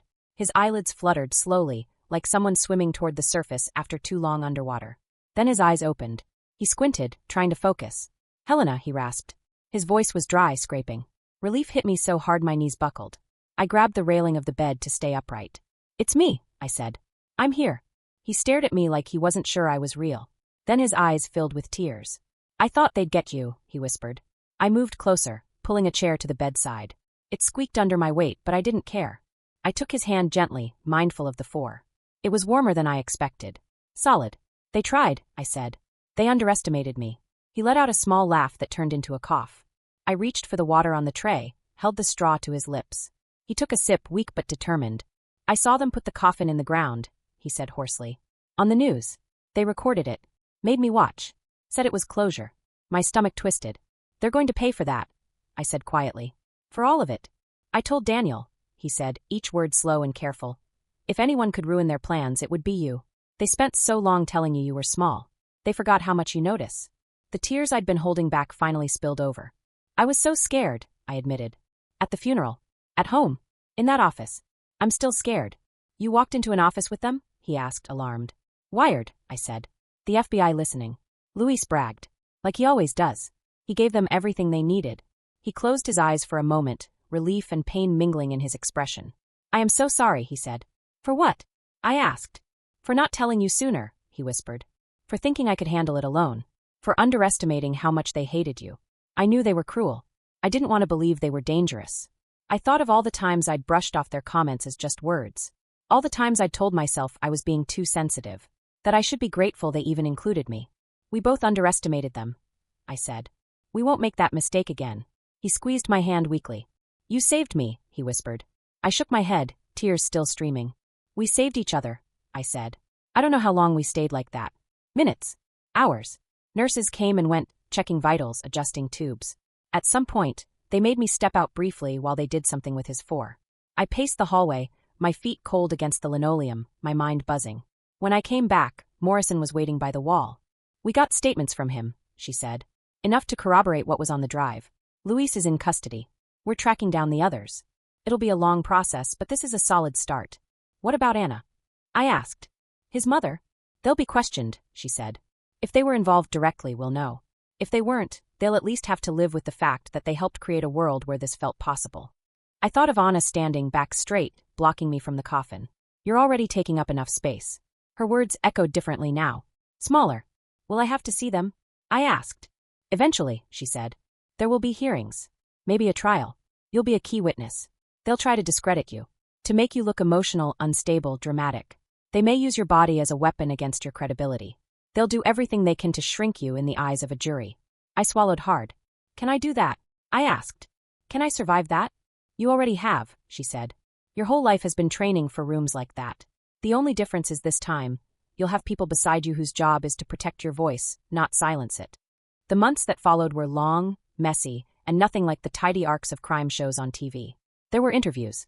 Recorded conversations where I told the same story over and over to different people in different offices, each one focusing on different details. There were nights when I lay awake replaying every word, wondering if I'd said too much or too little. There were days when I didn't want to leave the apartment we eventually returned to, afraid I'd run into someone who'd heard distorted versions of what happened. News leaked slowly at first, then all at once. Fraud ring busted using fake death scheme. Kidnapped man found alive after wife exposes family plot. Queens woman helps unravel insurance scam involving in-laws. They used words like brave, resilient, determined. They also used pictures. The first time I saw my own face next to a headline, I almost dropped my phone. They'd chosen a photo from a family barbecue, one Anna had posted years ago. I was mid-laugh, plate in hand, body turned slightly so the camera caught every curve. I waited for the comments online. Some were kind. Some were cruel. Some reduced everything to my size. I read more than I should have. Then slowly I stopped. I realized something important. None of those people had been there in the room when I chose to walk out of the funeral. Out of my apartment. Into that office. Into the hospital. Into the witness stand. They hadn't heard my heart pounding. They hadn't felt my knees shake. They hadn't read the note behind the picture frame. They didn't get to define what it meant. The trial took almost a year to begin. By then, Marcos was recovering slowly. The physical injuries healed faster than the nightmares. He went to therapy twice a week, sometimes 3. I started going too, at the insistence of a social worker who saw through my "I'm fine" routine in 5 minutes. In therapy, I talked about fear, about anger, about the way every room I entered felt like a test I was destined to fail, about chairs and stairs and public eating, about the funeral, about the messages, about the day I said, for the first time, "You've always taken such good care of me," knowing it was a lie. I cried. A lot. I also laughed. Not the tight, apologetic laugh I used at family dinners, but something more genuine. Softer, but also stronger. The day I testified, I wore a dark green dress that Rosa had helped me pick out. It fit my body without trying to disguise it. The fabric flowed over my hips instead of squeezing them. For once, I didn't choose black as an attempt to disappear. I chose a color that made me feel present. I walked into the courtroom knowing every eye would go to me. I felt the usual heat rise in my face, the self-consciousness prickling under my skin. Then I remembered Agent Morrison's words. "Once we start this, you cannot afford to keep shrinking yourself." I sat down and adjusted the microphone. The questions came, one after another. Describe your relationship with your husband. How did his family treat you? What happened at the funeral? Why did you leave the building? How did you receive the first message? What did it say? There were moments when my voice shook. Moments when I had to pause and breathe. Moments when the defense lawyer tried to make me sound hysterical, irrational, unreliable. "So you just ran out of the funeral?" he asked at one point. "In the middle of the service?" "I walked," I said, "because I thought I was going to fall if I stayed. I went where I could breathe." "Do you often feel overwhelmed in public places?" he pressed. "Only when people make it clear they'd rather I didn't exist in them," I said. A few people in the courtroom chuckled quietly. The judge banged her gavel once, warning against outbursts. But something had shifted. More questions. "Is it fair to say you're sensitive?" he asked, eyes narrowing slightly as if he were circling prey. "Yes," I said. "It's also fair to say I'm observant. That's why I noticed the mat at my door moved. The lamp shifted. The box opened. That's why I found the note instead of throwing away the papers like clutter. That's why I heard the difference between grief and manipulation." He tried to twist my concern into paranoia. Tried to frame my body as a sign of poor judgment, lack of discipline. But every time he pushed, I remembered the woman on the couch in the studio, confessing her terror and being told it was a strength. I remembered feeding myself cold eggs with my fingers and deciding that survival mattered more than optics. I refused to apologize for surviving. When it was over, when I stepped down from the witness stand, my legs shook so badly I thought I might buckle. Marcos waited in the corridor, leaning on his cane, eyes bright with pride and emotion. "You did it," he whispered. "We did it," I corrected. The verdict came weeks later. Guilty. On multiple counts: fraud, kidnapping, conspiracy, attempted insurance fraud. Luis would be in prison for a very long time. Others, too. Names I'd heard at barbecues and birthdays, faces I'd seen laughing over grilled meat and cheap beer. They were no longer just relatives or acquaintances. They were criminals. As for Anna and his mother, the investigation concluded they hadn't been directly involved in the planning. But their statements during the investigation made one thing clear. They had been willing to believe whatever version of events made them most comfortable, as long as it kept me small and Marcos compliant. We stopped speaking. It hurt. Less than I expected, but still. One headline stood out among all the others that year. "Queen's woman called too big for the room, helps bring down multi-million-dollar scam." Rosa cut it out of the paper and taped it to the bakery wall near the back, where only employees could see. "That's you," she said. "In their words, yeah. But in yours too now." For a while, I kept working at the bakery. The dough still needed kneading. The oven still needed watching. People still needed bread in the mornings, even when the world had shifted under my feet. But something inside me had changed. I started saying no more often. No to extra shifts when my body screamed for rest. No to customers who made comments about my size and my job as if they knew anything about my life. No to the voice in my head that said I was lucky to have any place at all, even if it hurt. I also started writing. It began as little notes to myself in a cheap notebook, a list of times I'd been told I took up too much space. Over time, the notes turned into paragraphs. The paragraphs turned into pages. I wrote about the funeral, about the message, about the funeral home door and the alley and the diner, about the note behind the frame, about the couch in the studio, about the meeting in the office, the microphone against my skin, the phrase that brought the walls down. One day, I brought the notebook to therapy. "This feels like more than journaling," my therapist said. "I don't know what it is," I replied. "I just know it feels like telling the story before other people twist it." She smiled slightly. "Maybe it's not for them," she said. Maybe it's for women like you, who've been told the same things, but never had proof they could be wrong. A few months later, a journalist working on a longer piece about the case asked if I'd be willing to talk more in depth. I agreed on one condition. I want to talk about being fat, I said. Not just about being the wife or the victim. I want people to understand how those comments weren't just mean. They were part of how they justified everything. He listened. The final article surprised me. Yes, it talked about the fraud, the kidnapping, the investigation. But it also talked about me. About the years of small humiliations that softened me up for bigger manipulations. About the way fat phobia made it easier for them to imagine me as disposable. About how my body, once the thing they used to define my worth, ended up being the body that sat in the chair, wired and unflinching, while they confessed. It didn't make everything better. Strangers still stared. Chairs still creaked. Comments still occasionally found their way to my ears. But I wasn't the same woman hearing them. I had stood in rooms where my presence meant the difference between truth and oblivion. I had walked out of a funeral and into a war. I had found my husband in a hospital bed because I refused to stay where they put me. These days, when I look in the mirror, I still see a fat woman. The curves are still there. The softness. The wide hips. The small double chin that appears when I smile too hard. But I also see something else. I see the woman who opened the service door at the back of the funeral home. I see the woman who admitted she was terrified and went anyway. I see the woman who stopped apologizing for breathing too loud. Not long ago, a local community center reached out. They'd read the article. They were organizing a support group for women dealing with body shaming, especially in families and relationships. Would you talk to them? They asked. Tell them what happened, what you learned, how you survived. I hesitated. The idea of standing in front of a group and being looked at on purpose, for a long time, made my skin prickle. Then I thought of the 15-year-old me, sitting in the back of a classroom, pretending not to hear the snickering. I said yes. The first meeting, I stood in front of a circle of plastic chairs, every one of them filled. Some women were fat like me. Some weren't. All of them carried something heavy in their eyes. I told them the story. Not just the crime. The comments. The humiliation. The long years of shrinking. The note. The phrase. The day a federal agent told me I couldn't afford to be small anymore. I watched their faces as I spoke. Saw recognition, anger, grief, something like hope. I ended the talk by telling them the thing I wish someone had said to me around the time Anna looked me in the eye and told me I took up too much space at my own husband's coffin. They were wrong about me, I said. They were wrong about what I was worth. They were wrong about what I could do. And if anyone has ever told you that your body makes you less deserving of respect, safety, or love, I'm here to tell you this. Their words are not prophecy. They're a confession of their own smallness.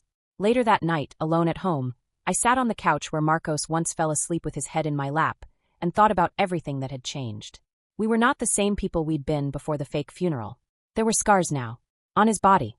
On my heart. On how we moved through the world. But we were still here. Sometimes, when the city is quiet, he'll reach over, squeeze my hand, and say, "Remember when they said you took up too much space?" "Which time?" I ask, rolling my eyes. "All of them," he says. I smile, tired but sure. "Let them talk," I say. They thought my size was the problem. Turns out it was the only thing big enough to hold everything and not break. If there is one thing I've learned, it's this.